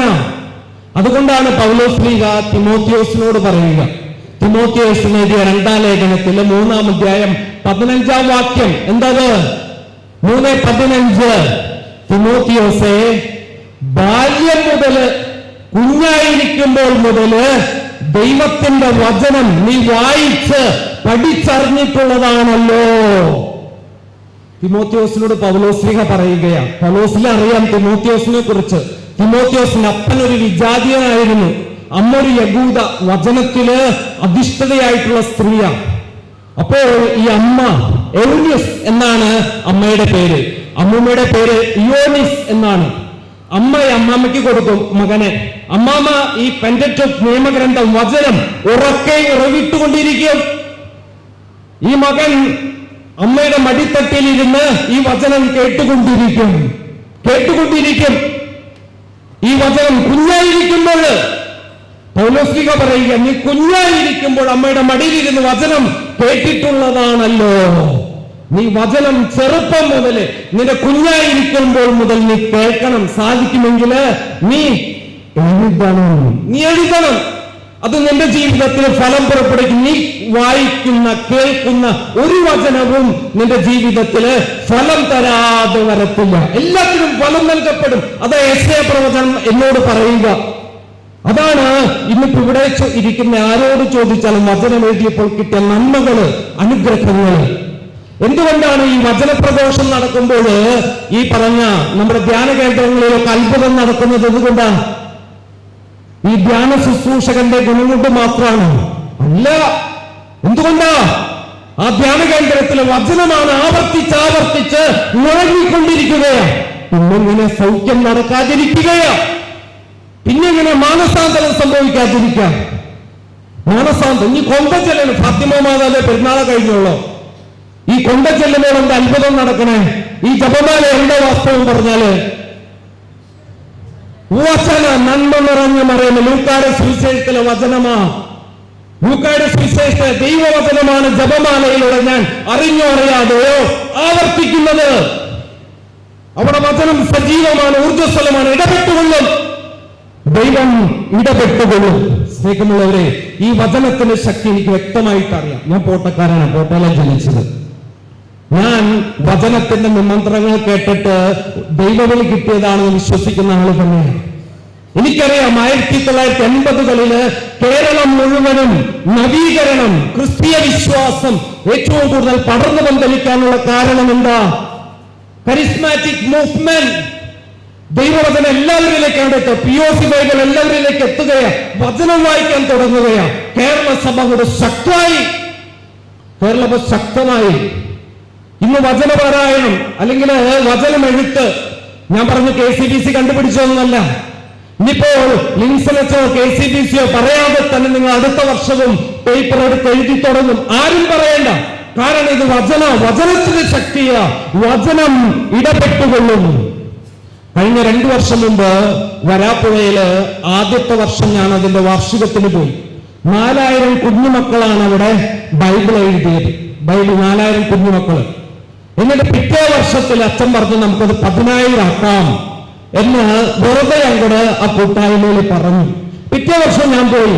10,000 അല്ല 16,000 പേര് നിറഞ്ഞു നിൽക്കുന്ന മഹാ കൂട്ടായ്മ. ആരും നിർബന്ധിച്ചിട്ടല്ല. അത് വചനത്തിന്റെ ശക്തിയാണ്. ഈ പറഞ്ഞ നമ്മുടെ ഇപ്പോഴത്തെ മാർപ്പാപ്പമാര് പറഞ്ഞു തരുന്ന ഏറ്റവും മനോഹരമായിട്ടുള്ള സന്ദേശം എന്തെന്നറിയോ? ഫ്രാൻസിസ് മാർപ്പാപ്പ മരിക്കുന്നതിന് മുമ്പ് അവസാനത്തെ തിരുവെഴുത്തെഴുതി ദിലക്സിത് നോസ് റോമാക്കാരുടെ ലേഖനം 8-ാം അധ്യായം 37-ാമത്തെ വാക്യം. അവൻ നമ്മെ സ്നേഹിച്ചു. പൗലോസ്ലിഹ പറയുന്ന കാര്യം, എനിക്ക് പീഡനങ്ങളുണ്ട്, സഹനങ്ങളുണ്ട്, ജയിലിൽ പോയിട്ടുണ്ട്, തല്ലുകൊണ്ടിട്ടുണ്ട്, അപമാനമേറ്റിട്ടുണ്ട്. പക്ഷേ അവൻ എന്നെ സ്നേഹിച്ചത് കൊണ്ട് അതൊന്നും എനിക്ക് പ്രശ്നമേ അല്ല.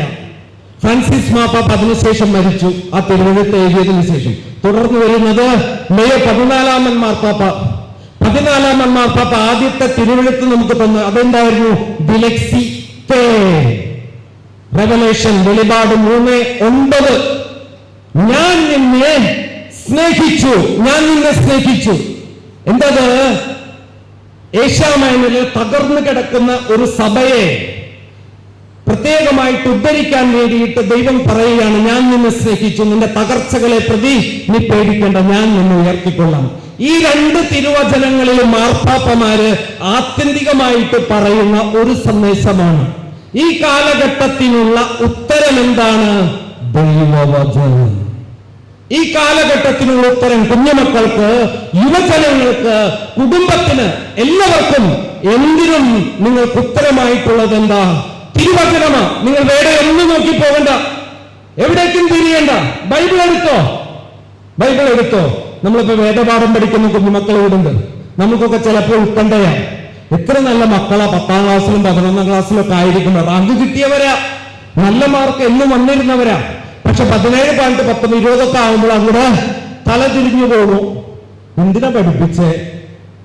എന്തിനാ മക്കൾ ഇത്രയും? നമുക്ക് എന്താ അത് എന്ന് നമുക്കൊരു പരിഭ്രാന്തി വരും. ഞാൻ പറയും, പേടിക്കണ്ട, ആരും പേടിക്കണ്ട. കാരണം എന്താ? അവരിന്റെ ഉള്ളിനുള്ളിൽ നമ്മൾ കൊടുത്തിരിക്കുന്നത് എന്താ? ദൈവവചനം. തക്ക സമയത്ത് അത് ഫലം പുറപ്പെടുവിക്കും. അവരിൽ നന്മ വന്നിരിക്കും. അവരിൽ ഉള്ളിനുള്ളിലേക്ക് ദൈവവചനം നമ്മൾ വിത്തുപാകിയിട്ടുണ്ട്. മത്തായിയുടെ സുവിശേഷം 6:20. എന്താണ് 6:20? മത്തായി 6:20.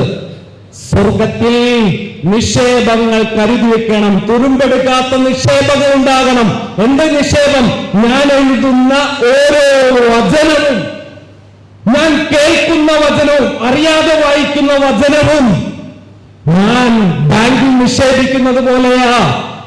ഞാൻ ബാങ്കിൽ നിക്ഷേപിക്കുന്നു. ചിലപ്പോൾ ഉറക്കം തൂക്കിയിട്ടായിരിക്കും വായിക്കുന്നത്, ഒരു ശ്രദ്ധയിലായിരിക്കും എഴുതിയിരിക്കുക. പക്ഷേ അതെല്ലാം ദൈവത്തിന്റെ കരങ്ങളിലേക്ക് ബാങ്കായിട്ട് കൊടുക്കുകയാണ്.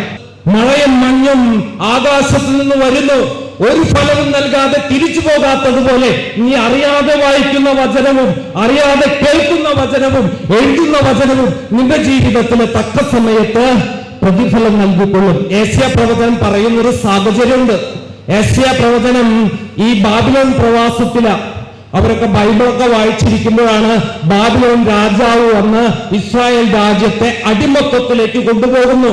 ദേവാലയം തകർക്കുന്നു. എല്ലാം നഷ്ടപ്പെട്ട് ബാബിലോണിന്റെ നദിയുടെ തീരത്ത് കരഞ്ഞിരിക്കുകയാ. ദൈവമേ, എല്ലാം നഷ്ടപ്പെട്ടു. ഞങ്ങളുടെ ദേവാലയം പോയി, ഞങ്ങളുടെ വിശ്വാസം പോയി, ഞങ്ങളുടെ രാജ്യം പോയി, രാജാവ് പോയി.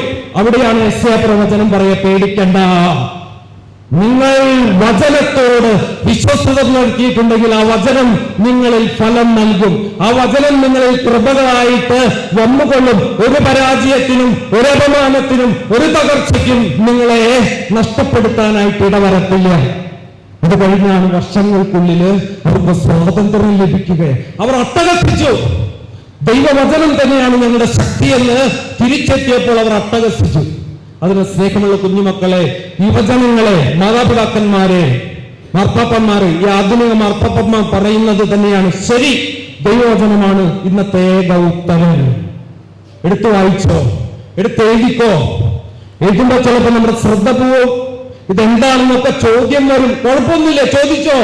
എന്നാൽ അത് ദൈവവചന. ചിലപ്പോൾ ഒന്നും മനസ്സിലാകില്ല, ചിലപ്പോൾ ഉറക്കം വരും. ഈ എഴുതി തുടങ്ങുമ്പോൾ ചില അമ്മച്ചിമാരൊക്കെ പറയാം, അല്ലെങ്കിൽ യുവജനങ്ങളും പറയാം, അച്ഛൻ എഴുതി തുടങ്ങിയപ്പോ എന്തോരം തടസ്സങ്ങൾ വരും. കാരണം എന്താ? സാത്താൻ ശക്തമായിട്ട് ഇടപെടും. ദൈവവചനത്തോട് ചേർന്ന് നിൽക്കുമ്പോൾ അവന് കൃപ ലഭിക്കുന്ന അവസ്ഥകളാ. അപ്പോൾ ഇടപെടും. ആരിടപെടാ? സാത്താൻ ഇടപെടും. എഴുതി തുടങ്ങുമ്പോൾ നന്നായിട്ട് എഴുതി തുടങ്ങി, പിന്നെ അങ്ങോട്ട് പറ്റില്ല, സാത്താൻ ഇടപെടും. എന്നാലും നമ്മൾ അതിലേക്ക് അങ്ങോട്ട് ഉറച്ചു നിൽക്കണം. അവിടെയാണ് ദൈവത്തിന്റെ കൃപ നമ്മളിലേക്ക് ഇറങ്ങി വരികയുള്ളൂ. അതിനാൽ സ്നേഹമുള്ളവരെ, ഒത്തിരിയേറെ അനുഭവങ്ങൾ കേട്ട് ഈ കേരളത്തിലൂടെ നടക്കുന്ന വ്യക്തിയാണ്. എനിക്കറിയാം ദൈവവചനത്തിന്റെ ശക്തി. ഞാൻ അനുഭവിച്ചുകൊണ്ടിരിക്കുന്നതാ. ദൈവവചന പാരായണവും ഇപ്പൊ ലോഗോസ് ക്വിസ് പോലും 25 വർഷം കഴിഞ്ഞു. കൊറോണ വന്നു, വലിയ വെള്ളപ്പൊക്കം വന്നു, നിർത്തിവെക്കേണ്ട അവസ്ഥ. പക്ഷെ ലോഗോസിന് ഒരു നിർത്തലുണ്ടായില്ല, ഒരു പ്രതിസന്ധിയില്ല. ഇപ്പോഴും 5 ലക്ഷത്തിൽ പല ആളുകളാണ്. ലോകസഭ മുഴുവൻ ഇങ്ങനെ നമ്മോട് ചോദിക്കും, ഇത് എങ്ങനെ പറ്റണമെന്ന്. നിങ്ങൾക്കിത് എങ്ങനെ പറ്റണേ? 5 ലക്ഷം പേര് ഒരേ സമയത്ത് ബൈബിളിൽ ഇരുന്ന് പഠിച്ച് നിങ്ങൾ ഒരുമിച്ച് കൂട്ടുന്നു. ഞങ്ങൾക്ക് അതിന് പറ്റണില്ല. ഞങ്ങൾക്ക് എങ്ങനെ നിങ്ങൾക്ക് പറ്റണേ? അത്ഭുത ലോകത്തിന് അത്ഭുതം. ഞാൻ പിന്നെ ലോഗോസ് നടത്തിയപ്പോൾ എന്റെ 2 പ്രാവശ്യത്തെ അനുഭവം എ കാറ്റഗറി. ഇവിടെ ഇരിക്കുന്ന കുഞ്ഞുമക്കൾക്ക് അറിയാം. ഈ പറഞ്ഞ 10 വയസ്സുള്ള കുഞ്ഞുമക്കള് ലോഗോസ് പ്രതിഭയാകാൻ പറ്റുമോ? ഈ ഡോക്ടേഴ്സിന്റെ കൂടെ, എഞ്ചിനീയർമാരുടെ കൂടെ, അല്ലെങ്കിൽ ടീച്ചേഴ്സിന്റെ കൂടെ, റിട്ടയേർഡ് ജോലിക്കാരുടെ കൂടെ മത്സരിച്ച് ഈ 11, 10 വയസ്സുള്ളവർക്ക് ലോഗോസ് പ്രതിഭയാകാൻ പറ്റുമെന്ന് മാനുഷികമായിട്ട് നിങ്ങൾക്ക് പറയാൻ പറ്റുമോ? പറ്റില്ല. പക്ഷെ സംഭവിച്ചു. ഒരു പ്രാവശ്യം സംഭവിച്ചപ്പോ ഞാൻ വിചാരിച്ചു, ഇതെങ്ങനെയോ സംഭവിച്ചു പോയത്. 3 വർഷം കഴിഞ്ഞപ്പോ പിന്നീട് അങ്ങനെ തന്നെ സംഭവിച്ചു. ഞാൻ ഞെട്ടിപ്പോയി. ഞാൻ വിചാരിച്ചത് ദൈവത്തിന്റെ തന്നെ വികൃതിയാണ്, ദൈവവചനമായതുകൊണ്ട് സംഭവിക്കുന്നതാ. അതിനാൽ സ്നേഹമുള്ളവരെ, ദൈവവചനത്തെ നെഞ്ചോട് ചേർത്തോ. ഇതാണ് ഈ കാലഘട്ടത്തിന്റെ ഉത്തരം. ദൈവം നൽകുന്ന ആയുധം വേറെ ഒന്നും വേണ്ട. ഏത് നിരാശയിലും, ഏത് തളർച്ചയിലും, ഏത് പരാജയത്തിലും, ഏത് ബലഹീനതയിലും, ഏത് പാപത്തിലും നേരത്തെ ചങ്കോട് വെച്ച് എടുത്തു വായിച്ചോ, എഴുതിക്കോ. അവിടെ നിങ്ങൾക്ക് ഉത്തരം കിട്ടും. ദൈവം ഇറങ്ങി വരും. ദൈവം കൂടെ ഉണ്ടെന്ന് അനുഭവം വരും. ദൈവം എന്നോട് പറയും, നീ ഭയപ്പെടേണ്ട, ഞാൻ നിന്റെ കൂടെയുണ്ട്, ഞാൻ നിന്നെ ഉയർത്തും, ഞാൻ നിന്നെ സൗഖ്യപ്പെടുത്തും. അതിനെ സ്നേഹമുള്ളവരെ, നാം എഴുതുന്ന വചനം ദൈവം ആവശ്യപ്പെടുന്നത് കൊണ്ട് എഴുതുന്നതാ. ഞാൻ എഴുതുന്ന കേൾക്കുന്ന വചനം എന്റെ കൃപയ്ക്ക് വേണ്ടിയാണ്. അത് ദൈവം എന്നിലേക്ക് ഇനിയും അനുഗ്രഹങ്ങളായിട്ട് നിറയും. ഇത്തരത്തിലുള്ള ആധ്യാത്മിക കൃത്യം, വചനത്തോട് ചേർന്ന് നിൽക്കുന്ന ആധ്യാത്മിക കൃത്യങ്ങൾ നമ്മുടെ രൂപതയിൽ ഇനിയും വർദ്ധിച്ചു വരട്ടെ. അത് മതബോധനത്തിന്റെ ഭാഗമായിട്ട് മാറട്ടെ. വചനം മക്കളുടെ ഹൃദയങ്ങളിലേക്ക് ഇറങ്ങി വരട്ടെ. അതെപ്പോഴെങ്കിലും അവരുടെ ഹൃദയത്തിൽ മുളപൊട്ടി അനുഗ്രഹമായിട്ട് വന്നോളും. ഭയപ്പെടുന്നൊന്നുമില്ല. ദൈവം നിങ്ങളെല്ലാം അനുഗ്രഹിക്കട്ടെ. എന്റെ വാക്കുകൾ ഞാൻ ഉപസംഹരിക്കുന്നു. ഉദ്ഘാടന കർമ്മം നിർവഹിച്ച് ജോജു അച്ഛന് നന്ദി. അനുഗ്രഹ പ്രഭാഷണം നടത്തുന്നതിനായി KRLCBC Bible commission secretary Reverend doctor Maria Michael അച്ഛനെ ആദരപൂർവ്വം ക്ഷണിക്കുന്നു. വേദിയിലിരിക്കുന്ന ബഹുമാനപ്പെട്ട കൊല്ലം രൂപതയുടെ മിനിസ്ട്രി കോർഡിനേറ്റർ ജോസ് സെബാസ്റ്റ്യൻ അച്ഛൻ, KCBC ബൈബിൾ കമ്മീഷന്റെ സെക്രട്ടറി ജോജോ കോക്കാട്ടച്ച, കൊല്ലം രൂപതയുടെ ബൈബിൾ അപ്പോസ്തലത്തിന്റെ ഡയറക്ടർ ബഹുമാനപ്പെട്ട ലിൻസൺ ആറാടനച്ച, വേദിയിലിരിക്കുന്ന ജിജോ ജോസ്, സിസ്റ്റർ ലാൻസി, സ്നേഹമുള്ള മാക്സിൻ, അനനിയ,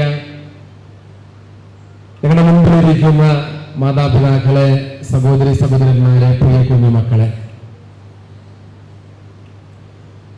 KCBC ബൈബിൾ കമ്മീഷനും കൊല്ലം രൂപതയുടെ ബൈബിൾ അപ്പോസ്തലനും ചേർന്ന് സംഘടിപ്പിക്കുന്ന ബൈബിൾ പകർത്തിയവരുടെ സംഗമത്തിനാണ് ഞങ്ങളുടെ സാക്ഷികളാകുന്നത്. ആദ്യം തന്നെ ഈ മനോഹരമായ അനുഗ്രഹപ്രദമായ ഈ ഒരു സംരംഭത്തിന് ഭാഗമാകുകയും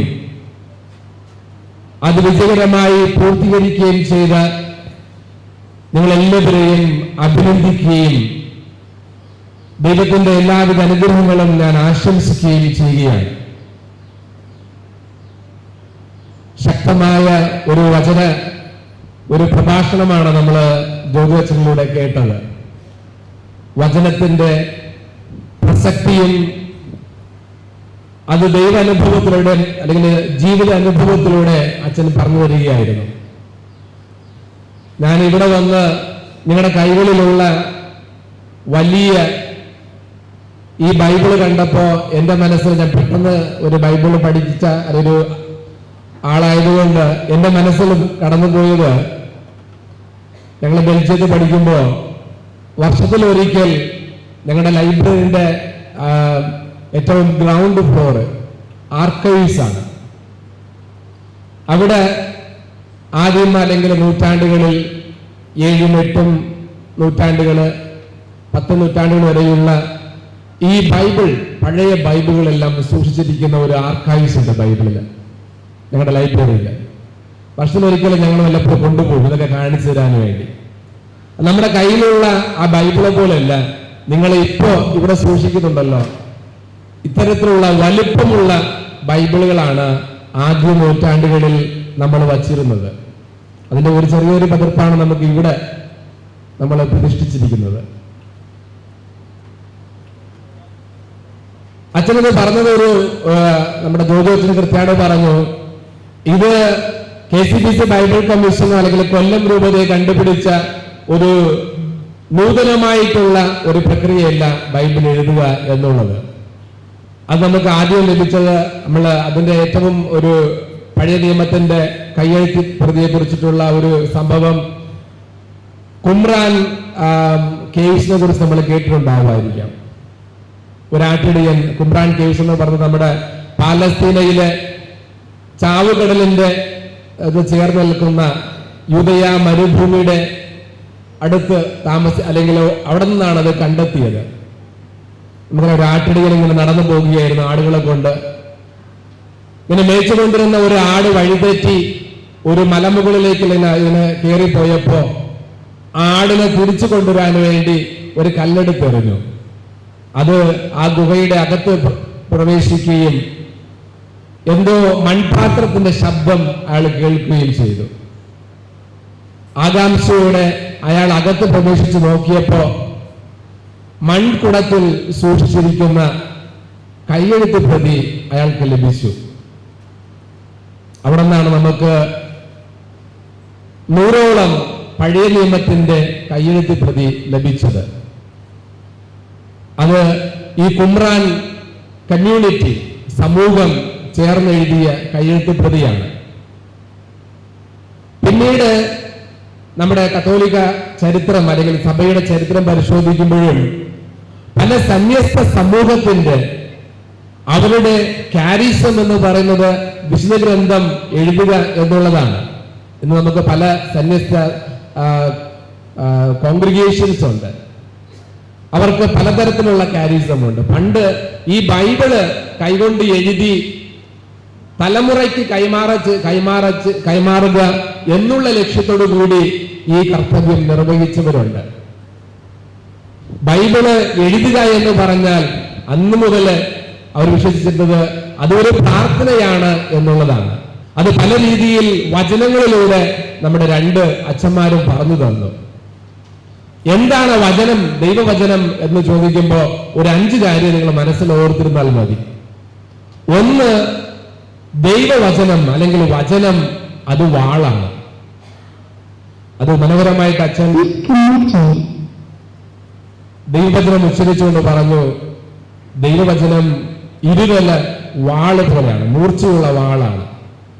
കാരണം വചനം വായിക്കുന്നുവെങ്കിൽ അത് ഹൃദയ വികാരങ്ങളെ വിവേചിച്ചറിയുവാൻ നമ്മളെ സഹായിക്കുന്നതാണ്. തെറ്റ് ശരി എന്തെന്ന് മനസ്സിലാക്കുവാൻ നമ്മളെ സഹായിക്കുന്നതാണ് ദൈവവചനം. അതുകൊണ്ടാണ് അത് വാള് എപ്രകാരം അത് നമ്മുടെ അത് തുളച്ചു കയറുന്നുവോ അതുപോലെ നമ്മുടെ ഹൃദയത്തെ തുളച്ചു കയറി നമ്മുടെ വികാരങ്ങളെ തിരിച്ചറിയുവാൻ സഹായിക്കുന്നതാണ് ദൈവവചനം. 2, ദൈവവചനം വിത്താണ്. അധികം വ്യാഖ്യാനിക്കേണ്ടതില്ല. ബൈബിൾ നമ്മള് വിതക്കാരന്റെ ഉപമയിലൂടെ ഈശോ അത് പറയുന്നുണ്ട്. വചനം വിത്തെങ്കില് നമ്മുടെ ഹൃദയമാണ് അത് മുളയ്ക്കുന്ന സ്ഥലം, ബെഡ് എന്ന് പറയുന്നത്. അവിടെ അത് മുളയ്ക്കണം എന്നുള്ളതാണ്. വിത്ത് വെറുതല്ല, അത് മുളയ്ക്കേണ്ടതാണ്. അതിന് അനുയോജ്യമായ സാഹചര്യവും നമ്മൾ ഒരുക്കേണ്ടതുണ്ട്. അങ്ങനെയെങ്കിൽ നല്ല നിലത്ത് വീണ വിത്ത് 100 മേനി ഫലം നൽകുന്നത് പോലെ നമ്മൾ കേൾക്കുകയും എഴുതുകയും വായിക്കുകയും ചെയ്ത വചനം നമ്മുടെ ഹൃദയത്തിൽ അത് ഫലം നൽകുകയുള്ളൂ. അത് വഴിയരികിലോ അല്ലെങ്കിൽ പാറപ്പുറത്തോ മുൾപടർപ്പിനിടയ്ക്ക് വീണ വിത്താകരുത്. നല്ല നിലത്ത് വീണ് അത് ഫലം പുറപ്പെടുന്നു. 2, വചനം വിത്താണ്. 3, വചനം വെളിച്ചമാണ്. വെളിച്ചം എന്ന് പറയുമ്പോൾ നമ്മുടെ ജീവിതത്തിന് അത് ഒരു സംരക്ഷണം നൽകുന്നുണ്ട്. നമുക്ക് വെളിച്ചം നൽകുന്നുണ്ട് വചനം. അധ്യക്ഷ പ്രസംഗത്തിൽ പറഞ്ഞതുപോലെ നമ്മുടെ പാദങ്ങൾക്ക് ദീപവും പാതിയിൽ പ്രകാശവുമാണ് ദൈവവചനം. അപ്പം അത് നമ്മളെ തന്നെ തിരിച്ചറിയാൻ, അതുകൊണ്ടാണ് പല വിശുദ്ധന്മാരും വിശുദ്ധ പറയുന്നത് വിശുദ്ധഗ്രന്ഥം കണ്ണാടി എന്നാണ് അവർ വിശേഷിപ്പിക്കുന്നത്. അത് വെളിച്ചം. 4, ദൈവവചനം എന്ന് പറയുന്നത് അഗ്നി. വചനം വായിക്കുമ്പോൾ നമ്മുടെ ജീവിതത്തിലെ മാലിന്യങ്ങളെ അത് ദഹിപ്പിക്കാൻ അതിന് സാധിക്കും.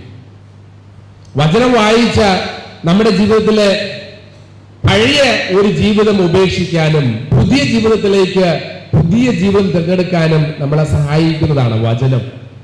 അത്തരത്തിലുള്ള പല അനുഭവങ്ങളും നിങ്ങൾക്ക് ഉണ്ടാകും. തുടർന്ന് നിങ്ങളുടെ അനുഭവങ്ങളിലൂടെ അത് നിങ്ങൾക്ക് മനസ്സിലാക്കുവാൻ സാധിക്കുമെന്ന് ഞാൻ പ്രതീക്ഷിക്കുകയാണ്. 5, ദൈവവചനം ഭക്ഷണമാണ്.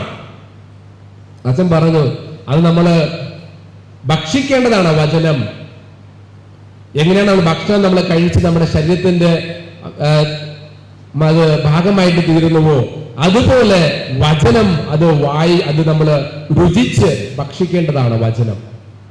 വേറെ ഇതിൽ പറഞ്ഞാൽ ജീവിക്കേണ്ടതാണ് വചനം. പ്രിയപ്പെട്ടവരെ, ഇന്ന് നമ്മൾ ഈ ഒരു വലിയ ബൈബിൾ പകർത്തി എഴുതിയവരുടെ സംഗമത്തിൽ നമ്മൾ സാക്ഷികളാകുമ്പോൾ ഇത് എഴുതിയവരെ നമ്മൾ ഓർക്കുകയും അവരെ അഭിനന്ദിക്കുകയും അതോടൊപ്പം ഇത് പൂർത്തിയാക്കുവാൻ സഹായിച്ച ദൈവത്തിൽ നമ്മൾ നന്ദി അർപ്പിക്കുകയും ചെയ്യാം. ഈ ഒരു സംരംഭത്തിന് എന്നെ വിളിച്ചതിന് ലിൻസൺ അച്ഛനെയും ഈ മനോഹരമായ ഈ സംഗമം ഒരുമിച്ച് കൂട്ടി അല്ലെങ്കിൽ ഇതിന് കടന്നു വന്ന നിങ്ങളെ ഏവരെയും അഭിനന്ദിച്ചുകൊണ്ട് എന്റെ വാക്കുകൾ നിർത്തുന്നു. ദൈവം നമ്മളെ അനുഗ്രഹിക്കട്ടെ. ബഹുമാനപ്പെട്ട മരിയ മൈക്കിൾ അച്ഛന് സ്നേഹത്തോടെ നന്ദി. പ്രായത്തിലല്ല രാഗമിരിക്കുന്നത്, വലിപ്പത്തിലല്ല സ്വരമാധുര്യം വരുന്നത്. നിഷ്കളങ്കമായ ഹൃദയത്തോടെ നമ്മുടെ മുന്നിലേക്ക് ഡിവോഷണൽ സോങ്ങുമായി തിരുമുല്ലാവാരം ഇടവകയിൽ നിന്ന് കുഞ്ഞു നിഹാര.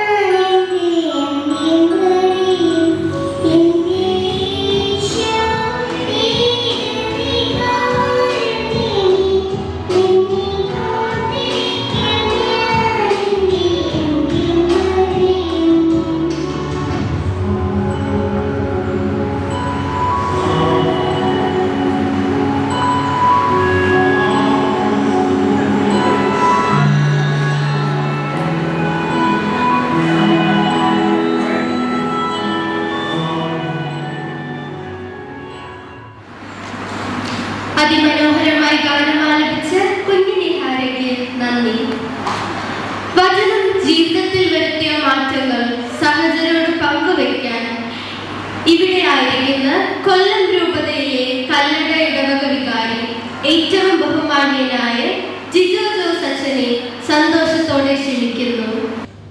യോഗത്തിന്റെ അധ്യക്ഷൻ ബഹുമാനപ്പെട്ട ജോസഫ് ആസ്റ്റനച്ചൻ, ഉദ്ഘാടകൻ ബഹുമാനപ്പെട്ട ജോജോ കോക്കാട്ടച്ച, വേദിയിലും സദസ്സിലുമുള്ള വിശിഷ്ട വ്യക്തിത്വങ്ങളെ, ദൈവവചനത്തെ പറ്റി ദൈവവചനം തന്നെ സാക്ഷ്യപ്പെടുത്തുന്ന അനേകം സംഗതികൾ ഇതിനോടകം നിങ്ങൾ കേട്ടു. എനിക്കൊന്ന് നിങ്ങളോട് പങ്കുവയ്ക്കാനുള്ളത് ദൈവവചനത്തെ പറ്റി ബൈബിള് എന്ത് വിശേഷിപ്പിക്കുന്നതിനെ പറ്റിയിട്ടാണ്. ഒറ്റ വാക്യത്തിൽ ദൈവവചനം വിശുദ്ധ ലിഖിതമെല്ലാം ദൈവ നിവേശിതമാണ് എന്നാണ് വിശുദ്ധ പൗലോസ് തിമോഥെയോസിന് എഴുതിയ 2-ാം ലേഖനം 3-ാമത്തെ അധ്യായത്തിൽ എഴുതി വയ്ക്കുക. ദൈവവചനം വിശുദ്ധ ലിഖിതം ഇത് ദൈവ നിവേശിതമാണ്. ഞാൻ ഇന്ന് ഈ വചനത്തോടു കൂടി തുടങ്ങാൻ ആഗ്രഹിക്കുന്നത്, ഇന്ന് ഈ മീറ്റിങ്ങിൽ പങ്കെടുക്കുവാൻ ബഹുമാനപ്പെട്ട ലിൻസൺ അച്ഛൻ എന്നെ ക്ഷണിച്ചപ്പോൾ കഴിവതും അതിനകത്തുനിന്ന് ഒഴിവാകാൻ ശ്രമിച്ച ആളാണ് ഞാൻ. പക്ഷെ ഞാൻ ഇന്നിവിടെ നിൽക്കുന്നത് ദൈവനിവേശിതമാണ്. ഈ കഴിഞ്ഞ കൊല്ലം കല്ലട ഇടവകയുടെ ഭാഗമായിട്ട് ഞങ്ങളുടെ കാറ്റീസത്തിന്റെ ആഭിമുഖ്യത്തിലാണ് ബഹുമാനപ്പെട്ട അച്ഛൻ്റെ ഈ കത്ത് ലഭിച്ചപ്പോൾ ആദ്യം ഞങ്ങൾ ആലോചിച്ചത് ബൈബിൾ എഴുതാം എന്നാണ്. അങ്ങനെ ആദ്യമേ ആലോചിച്ചത് സപ്തചന്ദ്രത നിങ്ങൾ കേട്ടിട്ടുണ്ടാകും. ആദ്യത്തെ ഗ്രീക്ക് ഭാഷയിലേക്ക് മൊഴിമാറ്റം നടത്തിയത് 70 പണ്ഡിതഗണമാണെന്നാണ് കേട്ടുകേൾവി. ആ വിധത്തിൽ 70 ആളുകളെ സംഘടിപ്പിച്ച് പഴയ നിയമം എഴുതിയാലോ എന്ന് ഞങ്ങൾ ചിന്തിച്ചു. പക്ഷേ ഇന്ന് ഞാനിവിടെ നിൽക്കുന്നത് ഞങ്ങളുടെ ഇടവകയിലെ ഏതാണ്ട് 150ഓളം വിശ്വാസികൾ ഈ ബൈബിൾ കൈയെഴുത്ത് പ്രതിയിൽ കഴിഞ്ഞ കൊല്ലം പങ്കെടുത്ത അഭിമാനത്തോടു കൂടിയാണ്. ചില ആളുകളെങ്കിലും ഒറ്റയ്ക്കെഴുതി, പഴയ നിയമം മുഴുവൻ ഒറ്റയ്ക്കെഴുതിയ ആളുകളുണ്ട്. പഴയ നിയമവും പുതിയ നിയമവും എല്ലാം ഉൾപ്പെടെ 110ഓളം ആളുകൾ ഒറ്റ ഇതായിട്ട് എഴുതി. അതിനുശേഷം വീണ്ടും ആളുകൾ വന്നപ്പോൾ പുതിയ നിയമം മാത്രമായിട്ട് ഡിവൈഡ് ചെയ്ത് കൊടുത്തു. പിന്നെ ഞങ്ങളുടെ കുഞ്ഞുങ്ങൾ ഉൽപ്പത്തി പുസ്തകവും 10-ാം ക്ലാസ്സിലെ ഏതാണ്ട് 10-15 കുട്ടികൾ ഉൽപ്പത്തിയും നിയമാവത്തിനും അങ്ങനെയൊക്കെ തുടങ്ങി പല ഘട്ടങ്ങളായിട്ട് എഴുതി. കഴിഞ്ഞ ഓശാന ദിവസം ഞങ്ങളുടെ ഇടവകയിൽ വലിയ പ്രോഗ്രാമായിട്ട് ഈ 7-8 ബൈബിൾ കയ്യെഴുത്ത് മാസിക പോലെ കയ്യെഴുത്ത് പ്രതികൾ ഞങ്ങൾ പ്രകാശനം ചെയ്തു. അത് വലിയ ദൈവ നിവേശിതമായിട്ട് ദൈവാത്മാവിന്റെ പ്രവർത്തനമായിട്ടാണ് ഞാൻ കണ്ടത്. ഇന്ന് ബഹുമാനപ്പെട്ട ജോജു അച്ഛൻ്റെ ഉദ്ഘാടന പ്രസംഗം കേട്ടപ്പോൾ അച്ഛനിലൂടെയാണ് ഈ ദൈവാത്മാവ് ഈ കഴിഞ്ഞ കാലഘട്ടത്തിൽ KCBCയിലൂടെ നമ്മുടെ എല്ലാ രൂപതയിലും പ്രവർത്തിച്ചത് എന്ന് കണ്ടപ്പോൾ, അച്ഛൻ്റെ തീക്ഷ്ണമായ പ്രസംഗം കണ്ടപ്പോൾ കൂടുതൽ അഭിമാനം തോന്നി. ഞാൻ ഇന്ന് ഇവിടെ പല വിധത്തിൽ ഒഴിവാക്കാൻ നോക്കിയിട്ടും ഇവിടെ വന്നത് അച്ഛൻ്റെ പ്രസംഗം കേൾക്കാനാണ് എന്ന് ഞാൻ ചിന്തിച്ചു. അത്രമേൽ തീക്ഷ്ണതയോടെയാണ് അച്ഛൻ പ്രസംഗിച്ചത്. അപ്പോൾ ഈ തീക്ഷ്ണത KCBCയിലൂടെ കൊല്ലം രൂപതയിൽ മാത്രമല്ല എല്ലാ രൂപതയിലേക്കും എത്തുവാനായിട്ട് സാധിച്ചു. ഞാൻ ഇതിലേക്ക് കൂടുതൽ തീക്ഷ്ണമായിട്ട് ഞങ്ങളുടെ ഇടവകയിൽ ഇങ്ങനെ ചെയ്യണം എന്ന് ആഗ്രഹിച്ചതിൻ്റെ പശ്ചാത്തലം, ഇതിനു മുൻപ് ഞാൻ സേവനം ചെയ്ത വെമ്പുഴ മുതുകുളം ഇടവകയിൽ എനിക്കുണ്ടായ അനുഭവമാണ്.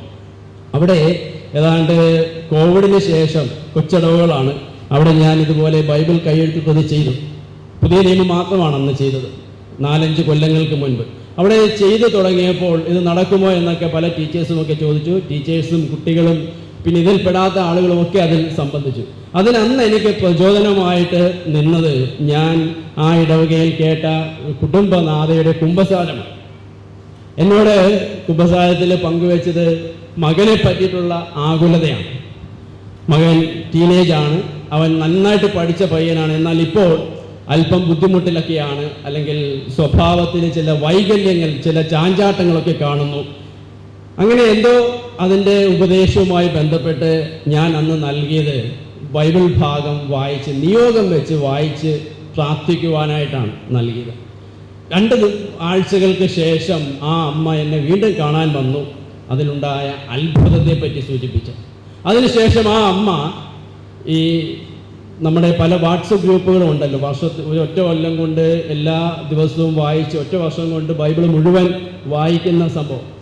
അങ്ങനെയുള്ള IMSൻ്റെ വാട്സപ്പ് ഗ്രൂപ്പിൽ പങ്കാളിയാവുകയും ആ കൊല്ലം മുഴുവൻ ബൈബിൾ വായിക്കുകയും ചെയ്തു. അതിൽ എല്ലാ ദിവസവും പല പല നിയോഗങ്ങൾ വെച്ച് വായിച്ച് അത്ഭുതങ്ങൾ സംഭവിച്ചത് എന്നോട് പങ്കുവച്ചു. അതിൻ്റെ പശ്ചാത്തലത്തിലാണ് അന്ന് ഞാൻ ആ ഇടവകയിൽ ഇങ്ങനെ ബൈബിൾ കയ്യെഴുത്ത് പ്രതി ചെയ്യുവാനായിട്ട് അപ്പോൾ ഞാൻ അവിടെ ആഹ്വാനം ചെയ്തതാണ്, ഇത് നിയോഗം വെച്ച് ചെയ്യണം. വലിയ അത്ഭുതങ്ങളാണ് അവിടെ സംഭവിച്ചത്. കല്ലടയിലും എനിക്ക് സാക്ഷ്യപ്പെടുത്തുവാനുള്ളത് അതുതന്നെയാണ്. പല ആളുകൾക്കും പല വിധത്തിലുള്ള മാറ്റങ്ങൾ, ഇടവകയിൽ തന്നെ സമൂലമായ മാറ്റം ഈ കഴിഞ്ഞ വർഷം വന്നതായിട്ടാണ് എനിക്ക് അനുഭവവേദ്യമാവുക. എൻ്റെ ആ കല്ലട ഇടവകയിൽ നിന്നുള്ള ആളുകളൊക്കെ ഇവിടെ ഉള്ളത് കൊണ്ട് ആ സംഭവങ്ങളൊക്കെ ഇന്നതാണ് എന്ന് പങ്കുവയ്ക്കുന്നതിന് എനിക്ക് അല്പം ബുദ്ധിമുട്ടുണ്ട്. എന്നാൽ തന്നെയും വലിയ അത്ഭുതമാണ്, വലിയ അനുഭവമാണ്. അപ്പോൾ ഈ വലിയ സംഗമത്തിന് അല്ലെങ്കിൽ ഈ വലിയ ഉദ്യമത്തിന് ചുക്കാൻ പിടിച്ച എല്ലാ വ്യക്തികളെയും ഏറ്റവും സ്നേഹത്തോടെ അഭിനന്ദിച്ചുകൊണ്ട് ഇതിലൂടെ കൂടുതൽ അനുഗ്രഹങ്ങൾ KCBCയുടെ ആഭിമുഖ്യത്തിലൂടെ സൂചിപ്പിച്ചു. ആദ്യമേ ബൈബിൾ കലോത്സവമാണ് തുടങ്ങിയത്, പിന്നീട് ലോഗോസ് ക്വിസ് തുടങ്ങി, ഇന്നത് ബൈബിൾ കയ്യെഴുത്ത് പ്രതിയിലേക്കായി.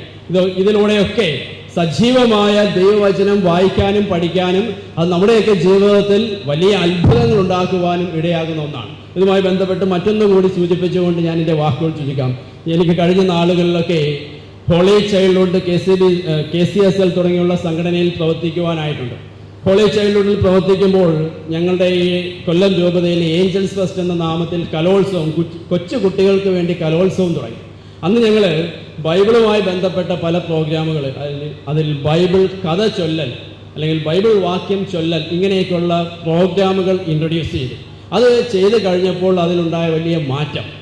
ഏറ്റവും സവിശേഷമായിട്ട് ഞങ്ങൾ ശ്രദ്ധിച്ച സംഗതി, 1ലോ 2ലോ ഒക്കെ പഠിക്കുന്ന കുട്ടി ബൈബിൾ വചനം പഠിക്കാൻ തുടങ്ങിയാൽ അല്ലെങ്കിൽ ബൈബിളിലെ കഥകൾ പഠിക്കാൻ, കോമ്പറ്റീഷന് വേണ്ടിയിട്ടാണ് എങ്കിൽ പോലും പഠിക്കാൻ തുടങ്ങിയാൽ അവനെ പഠിപ്പിക്കാനായിട്ട് അവൻ്റെ മാതാപിതാക്കൾ, അവൻ്റെ മറ്റ് ജ്യേഷ്ഠ സഹോദരങ്ങളൊക്കെ അവൻ്റെ ചുറ്റും കൂടും. അല്ലെങ്കിൽ അവൻ എല്ലാ ദിവസവും ഈ ബൈബിൾ കഥ അവിടെ ചൊല്ലി ഇങ്ങനെ പഠിക്കുമ്പോൾ ഇത് കേൾക്കുന്ന ഇടം വലുതാണ്. ആ കുടുംബം മുഴുവൻ അത് കേൾക്കും. ഇത് ആ കുടുംബത്തെ മുഴുവൻ ദൈവവചനത്തോട് ആഭിമുഖ്യം, കോമ്പറ്റീഷനാണ് വേണ്ടിയിട്ടാണ് തുടങ്ങിയത് എങ്കിൽ പോലും അതുണ്ടാക്കിയ വലിയ സജീവമായ പങ്കാളിത്തം ഞങ്ങൾ കണ്ടതാണ്. അത് വലിയ സാക്ഷ്യമാണ്. അതുപോലെ സജീവമായ പങ്കാളിത്തവും അതുണ്ടാക്കുന്ന വലിയ അത്ഭുതവുമാണ് ഈ ബൈബിൾ കയ്യെഴുത്ത് പ്രതി നമ്മൾ ചെയ്യുമ്പോഴും എനിക്കുണ്ടായത്, ഞങ്ങളുടെ ഇടവകയ്ക്കുണ്ടായത്. അതിനെ എല്ലാ വ്യക്തികളോടും, ഇതിൻ്റെ ചുക്കാൻ പിടിച്ച എല്ലാ വ്യക്തികളോടും നന്ദിയേകുന്നു, അനുമോദനം നൽകുന്നു. നിങ്ങൾക്കെല്ലാം അനുമോദനം. ഇതുപോലെ അനേക അനുഭവങ്ങൾ നിങ്ങൾക്കുണ്ടാകും. അത് കൂടുതൽ സജീവമായി കൂടുതൽ ബൈബിൾ കയ്യെഴുത്ത് പ്രതികളിലേക്ക് പോകുവാൻ ഇടയാകട്ടെ എന്ന് പ്രാർത്ഥിക്കുന്നു, ആശംസിക്കുന്നു. നന്ദി. ബഹുമാനപ്പെട്ട ജിജോ ജോസ് അച്ഛന് നന്ദി. തന്റെ സന്യാസ ജീവിതത്തിനിടെ വീണ്ടും കിട്ടിയ ഒരു അനുഗ്രഹം പോലെ ബൈബിൾ പകർത്തിയെടുത്ത് ഏറ്റെടുത്തപ്പോൾ ലഭിച്ച അനുഗ്രഹം പങ്കുവയ്ക്കാൻ എത്തിയിരിക്കുന്ന CCR സന്യാസ സഭാംഗമായ റെവറൻഡ് സിസ്റ്റർ ലാൻസി മേരിയെ സ്നേഹത്തോടെ ക്ഷണിക്കുന്നു. വേദിയിലിരിക്കുന്ന KCBCയിൽ പ്രവർത്തിക്കുന്ന തീഷ്ണമതികളായ ഫാദേഴ്സ്, കൊല്ലം രൂപതയിൽ കാറ്റസിൻ റൈറ്ററായി പ്രവർത്തിക്കുന്ന ഇൻഫ്ലുവൻസൻ ആൻറ്റി, ഞങ്ങളെ ഓരോരുത്തരെയും ബൈബിൾ കൈയക്ഷരമായി എഴുതുവാന് ഞങ്ങളെ പ്രോത്സാഹിപ്പിച്ച അച്ഛനും കൂട്ടായ്മയ്ക്കും വളരെയേറെ ഞങ്ങൾ നന്ദി പറയുന്നു. ഈ വചനം എന്ന് പറയുന്നത് ജീവനുള്ള വചനമാണ്. 2026 വർഷങ്ങൾക്ക് മുമ്പ് ഭൂമിയിലെ ജാതനായ ക്രിസ്തു അന്നും ഇന്നും ഒരേ ചൈതന്യത്തിലും സത്തയിലും നമ്മളോടൊപ്പം ജീവിക്കുന്ന ദൈവമാണ്. നിങ്ങൾ എഴുതുമ്പോൾ നിങ്ങളോട് ദേഷ്യപ്പെടുന്നവരോട് ഒന്നും പറയണ്ട. ഞാൻ അവരോട് യുദ്ധം ചെയ്തോളാം, ഞാൻ അവരോട് ചോദിച്ചോളാം. അപ്പോൾ ജീവന്റെ വചനം നമ്മൾ എഴുതുമ്പോൾ വളരെയേറെ ശക്തിയും സ്നേഹവും സമാധാനവും കൊണ്ട് നമ്മൾ നിറയ്ക്കുന്ന ഈ ബൈബിൾ എഴുതാൻ ഞങ്ങളെ പ്രോത്സാഹിപ്പിച്ചവർക്ക് അച്ഛനും കൂട്ടായ്മയ്ക്കും എത്ര നന്ദി പറഞ്ഞാലും പോരാ. ഞാൻ 2 ആഴ്ചയ്ക്ക് മുമ്പ് ഒരു സ്ഥലത്ത് കാറ്റഗിസം പഠിക്കാൻ പോയപ്പോൾ അവിടെ കുഞ്ഞുങ്ങൾ കൂട്ടായ്മയായിട്ടിരുന്നു. ഞാൻ കാര്യങ്ങൾ പറഞ്ഞു കൊടുത്ത സമയത്ത് ഞാൻ ചോദിച്ചു, മക്കളെ നിങ്ങൾ വീട്ടിൽ പ്രാർത്ഥന പറയൂ. ഞങ്ങൾ പ്രാർത്ഥന പറയും. കുറച്ചുപേർ പറഞ്ഞ് പ്രാർത്ഥന പറയുകയില്ല, ബൈബിൾ വായിക്കുമോ? ഞങ്ങൾ ഒരിക്കലും ബൈബിൾ വായിച്ചിട്ടില്ല, കയ്യിൽ എടുക്കുന്നില്ല. എനിക്ക് വളരെയേറെ വേദനയുണ്ട് എൻ്റെ ഹൃദയത്തിൽ. ഈ വളർന്നു വന്ന കുഞ്ഞുങ്ങൾ പറയണം, മലയാള അക്ഷരം എഴുതാനും വായിക്കാനും അറിഞ്ഞുകൂടാ. എൻ്റെ സ്നേഹമുള്ള മാതാപിതാക്കന്മാരെ, നമ്മൾ കുഞ്ഞുങ്ങൾക്ക് വചനമാകുന്ന ദൈവത്തെ കൊടുക്കണം. ബൈബിളിലൂടെയും നിങ്ങളുടെ ജീവിതത്തിലൂടെയും നമ്മൾ വായിച്ച് മനസ്സിലാക്കി കൊടുക്കണം. മക്കളെ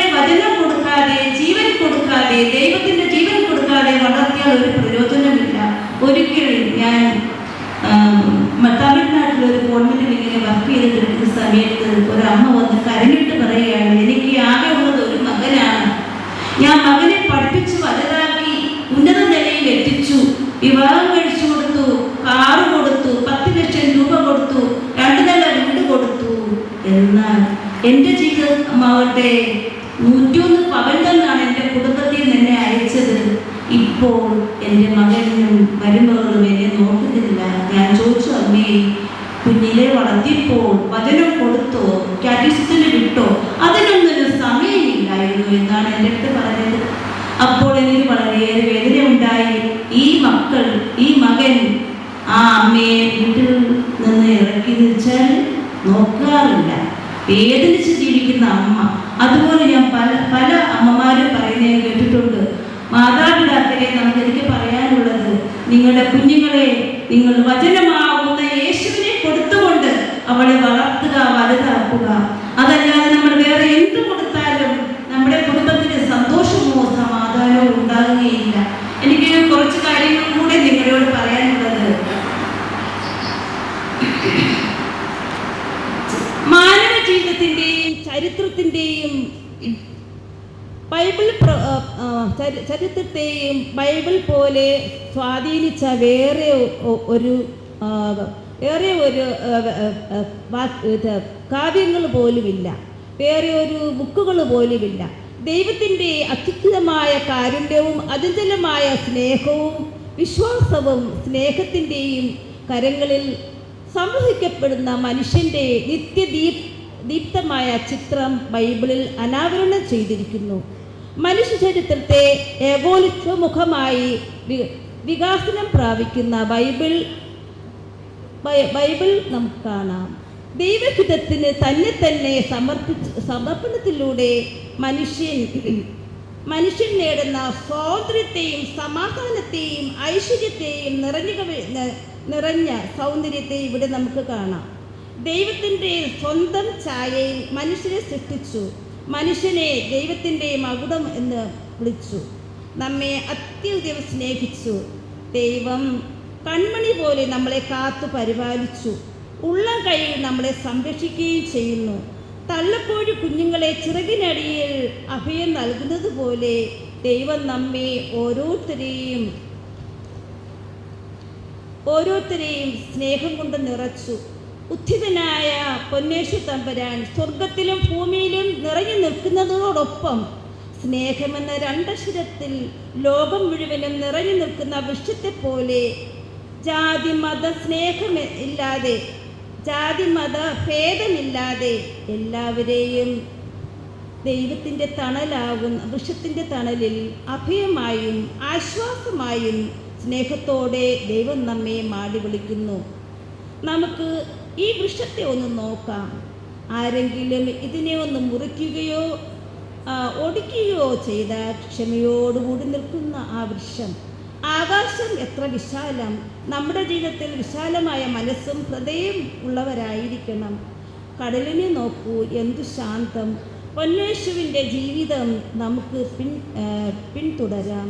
ക്ഷമയും വിശാലതയും ശാന്തവുമായ ജീവിതത്തിൻ്റെ ഉടമകളായി നാം മാറണം. പരിശുദ്ധാത്മാവിനാൽ നമ്മൾ നിറയണം. ശാന്തമായി ഒഴുകുന്ന കടൽ എവിടേക്ക് ഒഴുകിപ്പോകുന്നു, അവിടെയുള്ള ചെടികൾക്കും വൃക്ഷങ്ങൾക്കും ജീവൻ നൽകുന്നു. ദൈവത്തിൻ്റെ പ്രചോദനത്താലും നിരന്തരമായ സഹായത്താലും രക്ഷിക്കപ്പെടുന്നതുകൊണ്ട് ബൈബിൾ ദൈവനിവേശിതമാണ്. ബൈബിൾ ദൈവവചനമാണ്. മനുഷ്യർ രക്ഷയ്ക്ക് വേണ്ടി ദൈവം നൽകുന്ന സന്ദേശം ഇത് തെറ്റുകൂടാതെയും പൂർണ്ണമായും ദൈവവചനം ചില വ്യക്തികൾക്ക് എഴുതുവാനും അത് ക്ഷമയോടുകൂടി എഴുതി തീർക്കുവാനും പ്രചോദനം നൽകുന്നു. പ്രചോദനവും പ്രകാശവും നൽകി വചനം പകർത്തി എഴുതുന്ന ഓരോരുത്തരെയും അവരുടെ കുടുംബത്തെയും ദൈവത്തിൻ്റെ കൃപയാൽ വചനാധിഷ്ഠിതമാകുവാൻ കൃപാവരം നൽകണമേ എന്നും വചനത്തിൻ്റെ മാധുര്യം മനസ്സിലാക്കി ജീവിതത്തിൻ്റെ ഉടനീളം വചനമാകുവാനും വചനമേകുവാനും മറ്റൊരു ക്രിസ്തുവായി ജീവിക്കുവാനും അങ്ങയുടെ ദൈവത്തിൻ്റെ നിറചൈതന്യത്താൽ ഉദ്ദീപ്തമാക്കണമേ എന്ന് അങ്ങയോട് ഞങ്ങൾ പ്രാർത്ഥിക്കുകയും ദൈവത്തിന് നന്ദി പറയുകയും ചെയ്യുന്നു. ദൈവത്തിന് സ്തുതി. ബൈബിൾ എഴുതിയ എല്ലാ മക്കളെയും അവരുടെ കുടുംബത്തെയും നമ്മളെ പ്രോത്സാഹിപ്പിച്ച അച്ഛന്മാരെയും ദൈവം സമർത്ഥമായി അനുഗ്രഹിക്കട്ടെ എന്ന് പറഞ്ഞുകൊണ്ട് ദൈവത്തിന് സ്തുതി, നന്ദി. സിസ്റ്റർ നാൻസി മേരിക്ക് സന്തോഷത്തോടെ നന്ദി. ശാസ്താംകോട്ട ഇടവകയിലെ വിശ്വാസ പരിശീലകനായി നിസ്തുല സേവനം ചെയ്യുന്ന ശ്രീ മാക്സിം ജോൺസനെ ബൈബിൾ പകർത്തി എഴുതിയപ്പോൾ ഉണ്ടായ അനുഭവങ്ങൾ പങ്കുവയ്ക്കാൻ സ്നേഹത്തോടെ ക്ഷണിക്കുന്നു. വേദിയിലിരിക്കുന്ന വൈദിക ശ്രേഷ്ഠരെ, ബഹുമാനരായ സിസ്റ്റേഴ്സ്, മതാധ്യാപകരെ, കുഞ്ഞുമക്കളെ, മാതാപിതാക്കളെ, ബൈബിൾ എഴുതിയതിൻ്റെ അനുഭവം 2 വാക്ക് പറയണമെന്ന് ലിൻസൺ അച്ഛൻ പറഞ്ഞപ്പോൾ എൻ്റെ മനസ്സിൽ ആദ്യം വന്ന 2 വരിയാണ്. അതായത് എനിക്ക് പാടാൻ അറിയത്തില്ല, ഞാൻ ജസ്റ്റ് ഒന്ന് പറയാം. നിൻഗാനം ഞാൻ അനുഭവിച്ചു, നിൻ സ്നേഹം ഞാൻ രുചിച്ചറിഞ്ഞു. ഈ ബൈബിൾ എഴുതിയപ്പോൾ ഞാൻ അനുഭവിച്ചത് അതാണ്. അപ്പം ഞാൻ പറയുമ്പം ചിലപ്പോൾ ഇമോഷണലായിപ്പോവും. ഞാൻ ഈ ബൈബിള് 3 നിയോഗം വെച്ചാണ് എഴുതിയിരിക്കുന്നത്. ഒന്നെന്ന് പറയുന്നത് എൻ്റെ അമ്മയ്ക്ക് വേണ്ടിയിട്ടാണ്. അത് ഏകദേശം ആ നിയോഗം അതെനിക്ക് കിട്ടുക തന്നെ ചെയ്തു. അമ്മ ഒരു ക്യാൻസർ പേഷ്യൻ്റാണ്. അടുത്ത 2 നിയോഗം ഞാൻ വെച്ചിരിക്കുന്നത്, ഒന്ന് എൻ്റെ മതബോധന കുഞ്ഞുങ്ങൾക്ക് വേണ്ടിയിട്ടാണ്. 3ാമത് ഞാൻ വെച്ചിരിക്കുന്നത് എൻ്റെ കാറ്റഗറിയിലൊരു കുഞ്ഞിപ്പം IAS IPS ആ എക്സാം അറ്റൻഡ് ചെയ്യാൻ പോവുകയാണ്. അപ്പം ഇങ്ങനെ 3 നിയോഗങ്ങൾ വെച്ചിട്ടാണ് ഞാൻ ഈ ബൈബിൾ എഴുതിയിരിക്കുന്നത്. അപ്പോൾ എനിക്ക് നിങ്ങളോട് പറയാനുള്ള എന്താണെന്ന് വെച്ചാൽ, ഈ ബൈബിള് നമ്മളിപ്പോൾ എഴുതി തുടങ്ങിയ, അതായത് 1, 2, 3 മാസം കൊണ്ടായിരിക്കും നമ്മൾ ഓരോരുത്തർ ഈ ബൈബിൾ എഴുതി പൂർത്തിയാക്കിയത്. ഇതിനൊക്കെ വർഷങ്ങൾക്ക് മുമ്പോ അല്ലെങ്കിൽ അതിനൊക്കെ മാസങ്ങൾക്ക് മുമ്പോ എഴുതിയവരുണ്ട്, വചനം നെഞ്ചോട് ചേർത്ത് പിടിച്ചവരുണ്ട്. ഞാൻ എൻ്റെ ജീവിതത്തിൽ ഏത് വിഷമഘട്ടത്തിലും ഒരു ദൈവവചനം ഞാൻ ബൈബിൾ നോക്കി എടുത്തിരിക്കും. ആ ദൈവവചനം ഞാൻ 33 വട്ടം അല്ലെങ്കിൽ 55 വട്ടം അല്ലെങ്കിൽ 101 വട്ടം അല്ലെങ്കിൽ 201 വട്ടം അങ്ങേ അറ്റം പോയാൽ ഒരു 900 വരെ എഴുതിയിട്ടുണ്ട്. അതുവരെ ദൈവം എനിക്കത് നടത്തി തരാതിരുന്നിട്ടുള്ള സന്ദർഭങ്ങളുണ്ട്. പക്ഷേ ഞാൻ ഈ വചനം മുറുകെ പിടിച്ചുകൊണ്ട് തന്നെ ആ കാര്യങ്ങൾക്കെല്ലാം മുന്നോട്ട് പോവുകയും ദൈവം അത് എനിക്കെല്ലാം സാധിച്ചു തരികയും ചെയ്തിട്ടുണ്ട്.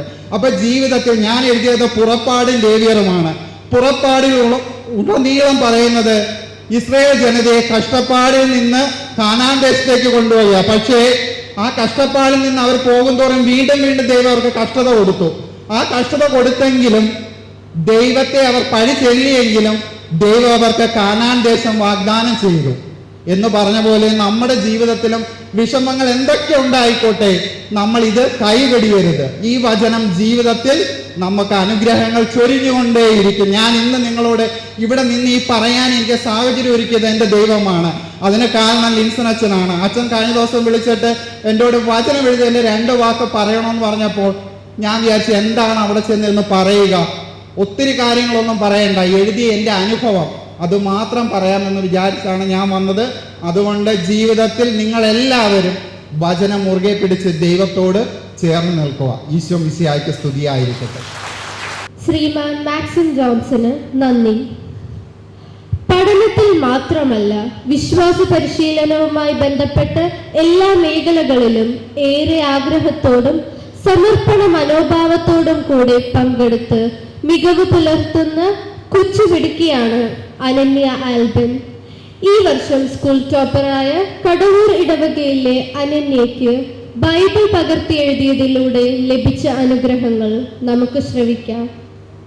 ഈശോമിശിഹായ്ക്ക് സ്തുതിയായിരിക്കട്ടെ. വേദിയിലിരിക്കുന്ന ആദരണീയരായ വൈദികരെ, മറ്റ് വിശിഷ്ട വ്യക്തികളെ, ബൈബിൾ പകർത്തി എഴുതിയവരെ, ബൈബിൾ പകർത്തി എഴുത്തിൽ എനിക്കുണ്ടായ അനുഭവ സാക്ഷ്യം പങ്കുവയ്ക്കാനാണ് ഞാനിവിടെ നിൽക്കുന്നത്. ബൈബിൾ പകർത്തി എഴുത്തിനെ കുറിച്ച് ആദ്യം കേട്ടപ്പോൾ എഴുതണമെന്നൊക്കെ ഉണ്ടായിരുന്നു. എങ്കിലും എൻ്റെ ബോർഡ് എക്സാം പ്രിപ്പറേഷൻസും സ്കൂളിലെ ക്ലാസ്സിനും ഇടയ്ക്ക് സമയം ഒരു പ്രശ്നമാകുമോ എന്ന് കരുതി ഞാൻ തുടക്കത്തിൽ അത് മാറ്റിവെച്ചതാണ്. എന്നാൽ ഈ ഫെബ്രുവരി മാസം എൻ്റെ ബോർഡ് എക്സാമിന് മുൻപായി കാലിത്തൊഴുത്ത് തേടി ഫൈനലിന് എത്തിയപ്പോൾ ലിൻസൺ അച്ഛൻ ചോദിച്ചു, ബൈബിൾ പൂർത്തിയാക്കാനുള്ള സമയം നീട്ടി തരികയാണെങ്കിൽ ഞാൻ ഈ പ്രോജക്റ്റ് ഏറ്റെടുക്കുമോ എന്ന് എന്നോട് ചോദിച്ചു. അത് വലിയൊരു വഴിത്തിരിവായി. അങ്ങനെ ഞാൻ ആ പ്രോജക്റ്റ് ഏറ്റെടുക്കാൻ തീരുമാനിച്ചു. എൻ്റെ ബൈബിൾ പകർത്തിയെഴുത്തിൽ നിയോഗമായി ഞാൻ സമർപ്പിച്ചത് എൻ്റെ CBSE ബോർഡിൻ്റെ പ്രിപ്പറേഷൻസും എൻ്റെ എക്സാമും എൻ്റെ റിസൾട്ടിനെയുമാണ്. അങ്ങനെ ഞാൻ പ്രാർത്ഥിച്ചാണ് ഇത് സമർപ്പിച്ചത്. പക്ഷേ എൻ്റെ എക്സാമിൻ്റെ സമയത്ത് ഞാനത് എഴുതി തുടങ്ങിയിരുന്നില്ല. എൻ്റെ എക്സാം മാർച്ച് 1st വീക്കിനുള്ളിൽ തീർന്നു. ഞാൻ അന്ന് തന്നെ ബൈബിൾ കോപ്പിങ് സ്റ്റാർട്ട് ചെയ്തു. അങ്ങനെ പക്ഷേ ഈ പകർത്തിയെഴുത്ത് തുടങ്ങിയപ്പോൾ തന്നെ ഒട്ടേറെ പരിപാടികളുണ്ടായിരുന്നു. ഏകദേശം 5 ദിവസത്തോളമുള്ള JY റിട്രീറ്റ്, പിന്നെ ഇടവകയിലെ VBS, ടാലൻറ്റ് ഫെസ്റ്റ്, ഇങ്ങനെ കുറേ ദിവസങ്ങൾ നഷ്ടപ്പെട്ടു. പക്ഷേ ദൈവം എല്ലാം ക്രമീകരിച്ചത് കൊണ്ട് അതിനൊന്നും ഒരു തടസ്സവും സംഭവിക്കാതെ എൻ്റെ ബൈബിൾ പകർത്തിയെഴുത്തും എനിക്ക് കൃത്യസമയത്ത് പൂർത്തിയാക്കാൻ സാധിച്ചു. ഇത് ഞാൻ പകുതി വരെ എഴുതി ഇരിക്കുന്ന സമയത്താണ് എൻ്റെ റിസൾട്ട് വരുന്നത്. ഞാൻ നിയോഗമായി സമർപ്പിച്ചതാണ് എൻ്റെ റിസൾട്ടിനെ. ഞാൻ 95% എന്ന ടാർഗറ്റിൽ സമർപ്പിച്ച എൻ്റെ റിസൾട്ടിൽ ദൈവം എനിക്ക് 98.4% നൽകി എന്നെ ഫുൾ ടോപ്പറായി ഉയർത്തി. എനിക്ക് ദൈവം തന്ന ഈ അനുഗ്രഹം ബൈബിൾ പകർത്തിയെഴുത്ത് കംപ്ലീറ്റ് ചെയ്യാൻ എനിക്ക് ഇരട്ടി പ്രചോദനമാണ് നൽകിയത്. ഇത് എൻ്റെ റിസൾട്ട് ഞാൻ അറിയുന്നത് ആരാധന കഴിഞ്ഞിരിക്കുന്ന നിമിഷത്തിലാണെന്നുള്ളത് വേറെ ഒരു ദൈവാനുഗ്രഹമായി ഞാൻ കരുതുന്നു. പിന്നീട് ലേവ്യർ, നിയമാവർത്തനം പോലെയുള്ള ഗ്രന്ഥങ്ങളൊന്നും ഞാൻ അധികം വായിച്ചിട്ടില്ല. പക്ഷേ ഈ ബൈബിൾ പകർത്തി എഴുതാൻ വേണ്ടി ആഴമായി അത് വായിക്കാനും അതിനെക്കുറിച്ച് ചിന്തിക്കാനുമൊക്കെ എനിക്ക് സാധിച്ചു. എന്നെ ഇതിൽ സ്ട്രൈക്ക് ചെയ്ത ഒരു സംഭവം ഷെയർ ചെയ്യാൻ ഞാൻ ആഗ്രഹിക്കുകയാണ്.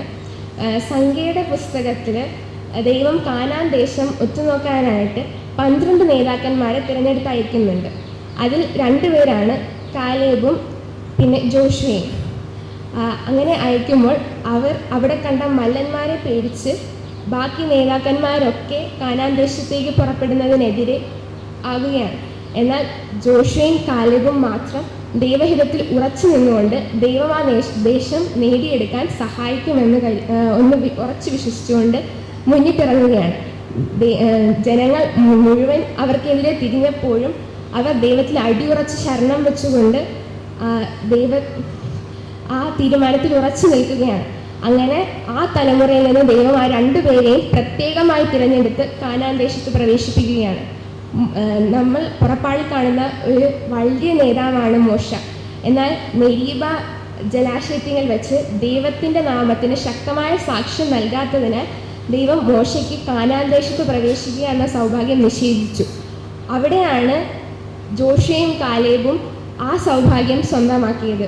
ദൈവശരണത്തിൽ അടിയുറച്ച് വിശ്വസിച്ചുകൊണ്ട് വാഗ്ദാനങ്ങൾ വിശ്വസ്തനായ ദൈവത്തിൽ ശരണം വെച്ചുകൊണ്ടാണ് അവർ മുന്നേറിയത്. അതിനാൽ ഒട്ടേറെ വലിയ ദൈവാനുഗ്രഹമാണ് ആ ദൈവം അവർക്ക് നൽകിയത്. ഈ സന്ദേശമാണ് ഞാൻ നിങ്ങളുമായി പങ്കുവയ്ക്കാൻ ആഗ്രഹിച്ചത്. എന്നെ ഇത്രയും നേരം ശ്രമിച്ച എല്ലാവർക്കും എനിക്ക് ഈ വേദിയിൽ സംസാരിക്കാൻ അവസരമൊരുക്കിയ സർവേശ്വരനും നന്ദി പറഞ്ഞുകൊണ്ട് ഞാൻ നിർത്തുന്നു.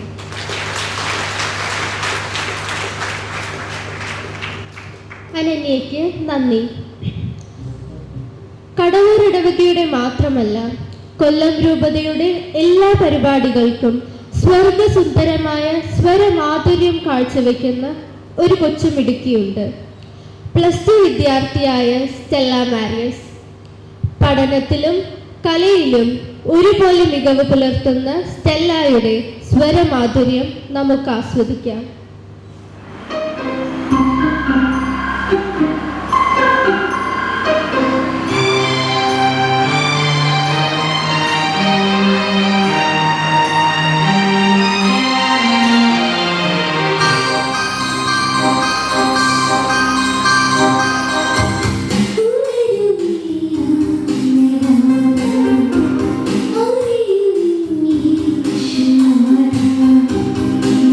See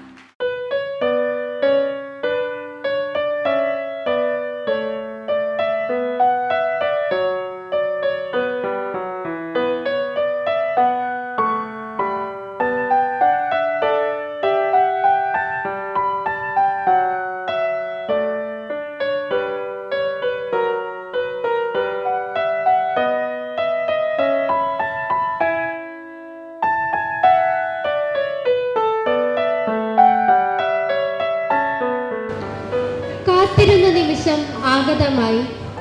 തങ്ങളുടെ അഹോരാത്രമുള്ള ബൈബിൾ പകർത്തിയെഴുത്തിന്റെ ആത്മസംതൃപ്തി അനുഭവിച്ചുകൊണ്ട് കേരള കത്തോലിക്ക സഭ നൽകുന്ന സർട്ടിഫിക്കറ്റ് ഏറ്റുവാങ്ങുന്നതിനായി ഓരോ ഇടവകയിൽ നിന്നും നേതൃത്വം നൽകിയവരെ വേദിയിലേക്ക് ക്ഷണിക്കുന്നു.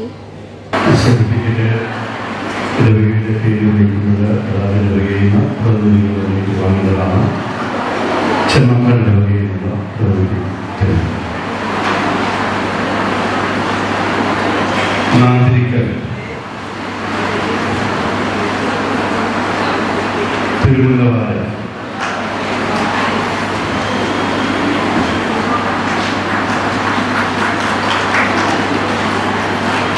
അഷ്ടമുടി,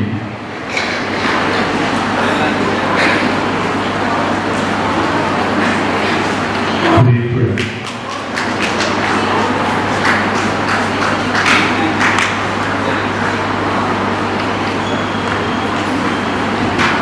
അരവിള,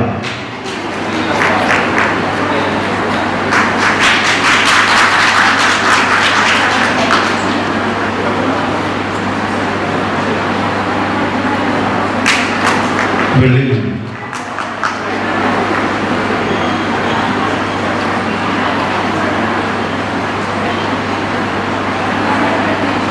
ചിന്നക്കട, കോവിൽത്തോട്ടം,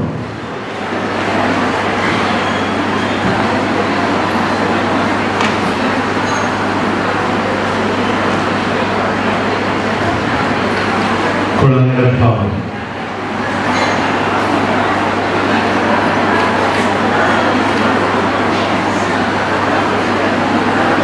തലമുടി, ആവുമ്പ,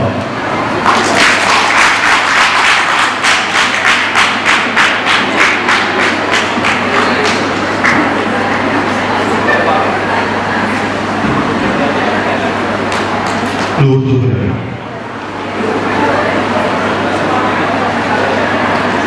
Pattakkadavu,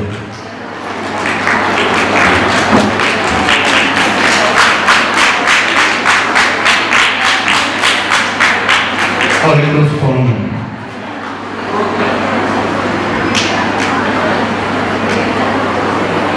Holy Cross Convent,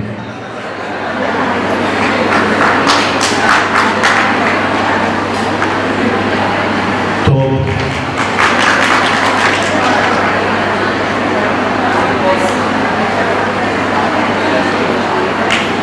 Bodhakare,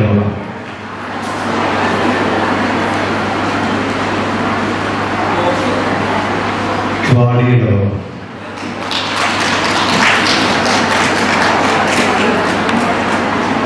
കുമ്പളം ഇടവ,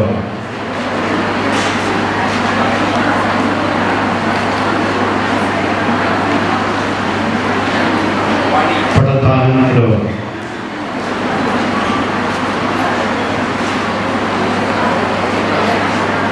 കടവൂർ ഇടവ,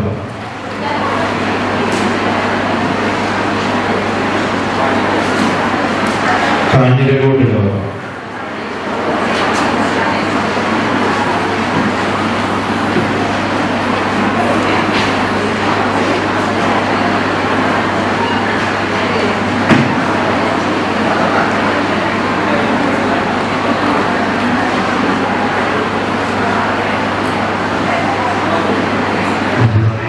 സർട്ടിഫിക്കറ്റ് വിതരണം ചെയ്യാനായിട്ട്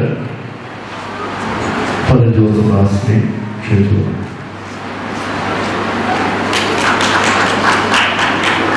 നീണ്ടകര ഇടവ,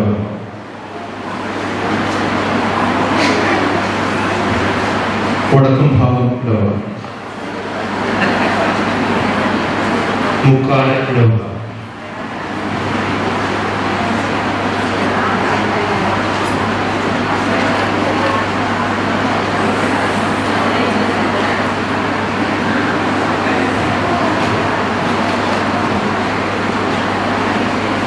Infant Jesus ഇടവ,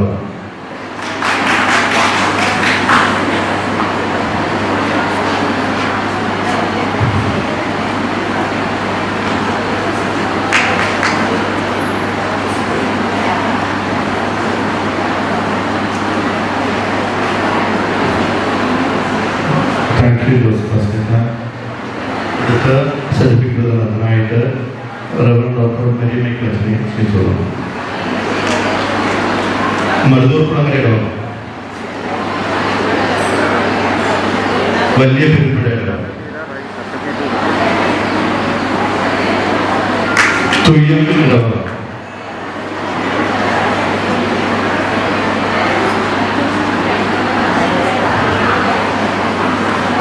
ശാസ്താംകോട്ട ഇടവ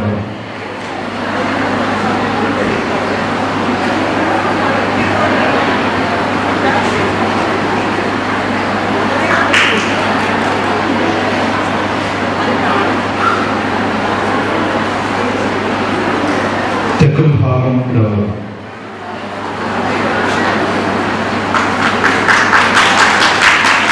പ്രാർത്ഥന ലോകം.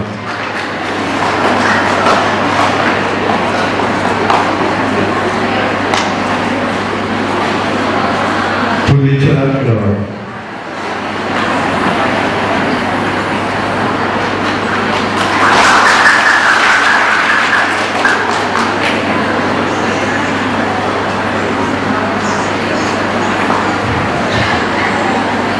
കല്ലട ലോകം.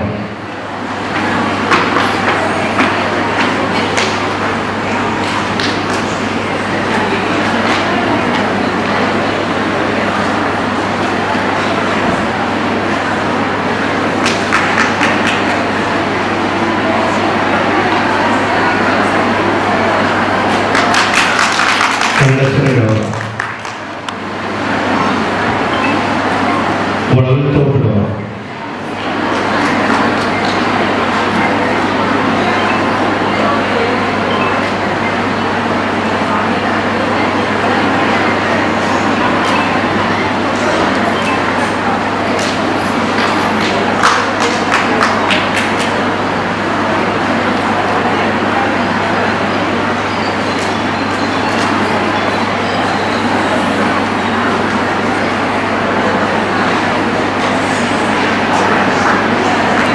Thank you.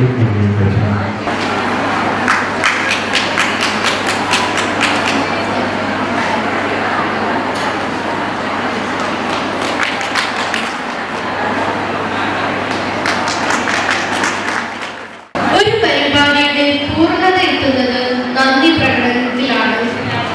കൃതജ്ഞത അർപ്പിക്കുന്നതിനാൽ സിസ്റ്റർ ജാസ്മിൻ വിക്ടറിനെ വേദിയിലേക്ക് ക്ഷണിക്കുന്നു. എല്ലാവർക്കും ഈശ്വരനെ സ്തുതിയായിരിക്കട്ടെ. ഏറ്റവും പ്രിയപ്പെട്ടവരെ, ഇന്നത്തെ ഈ സുദിനത്തെ ഏറ്റവും സുന്ദരമാക്കാനായി ഇവിടെ എത്തിച്ചേർന്ന ബഹുമാനപ്പെട്ട ജോജു അച്ഛനും മരിയ ബൈബിൾ അച്ഛനും ജോസബാസി അച്ഛനും ജിജോ അച്ഛനും ഇന്നത്തെ ഈ വേദിയിൽ അനുഭവം പങ്കുവെച്ച എല്ലാ സഹോദരങ്ങൾക്കും ഈ കർമ്മങ്ങൾക്ക് വേണ്ടിയിട്ട് ഒത്തിരിയേറെ കുഞ്ഞുങ്ങൾ നേരത്തെ തയ്യാറായി ഇവിടെ എത്തിയിരുന്നു. എല്ലാവർക്കും ഒന്നിച്ച് യേശുനാമത്തിൽ ഈ നിമിഷം കൃതജ്ഞത അർപ്പിക്കുന്നു. എല്ലാവർക്കും എല്ലാത്തിനും ഒത്തിരി നന്ദി. Thank you. ദൈവം എല്ലാവരെയും അനുഗ്രഹിക്കട്ടെ.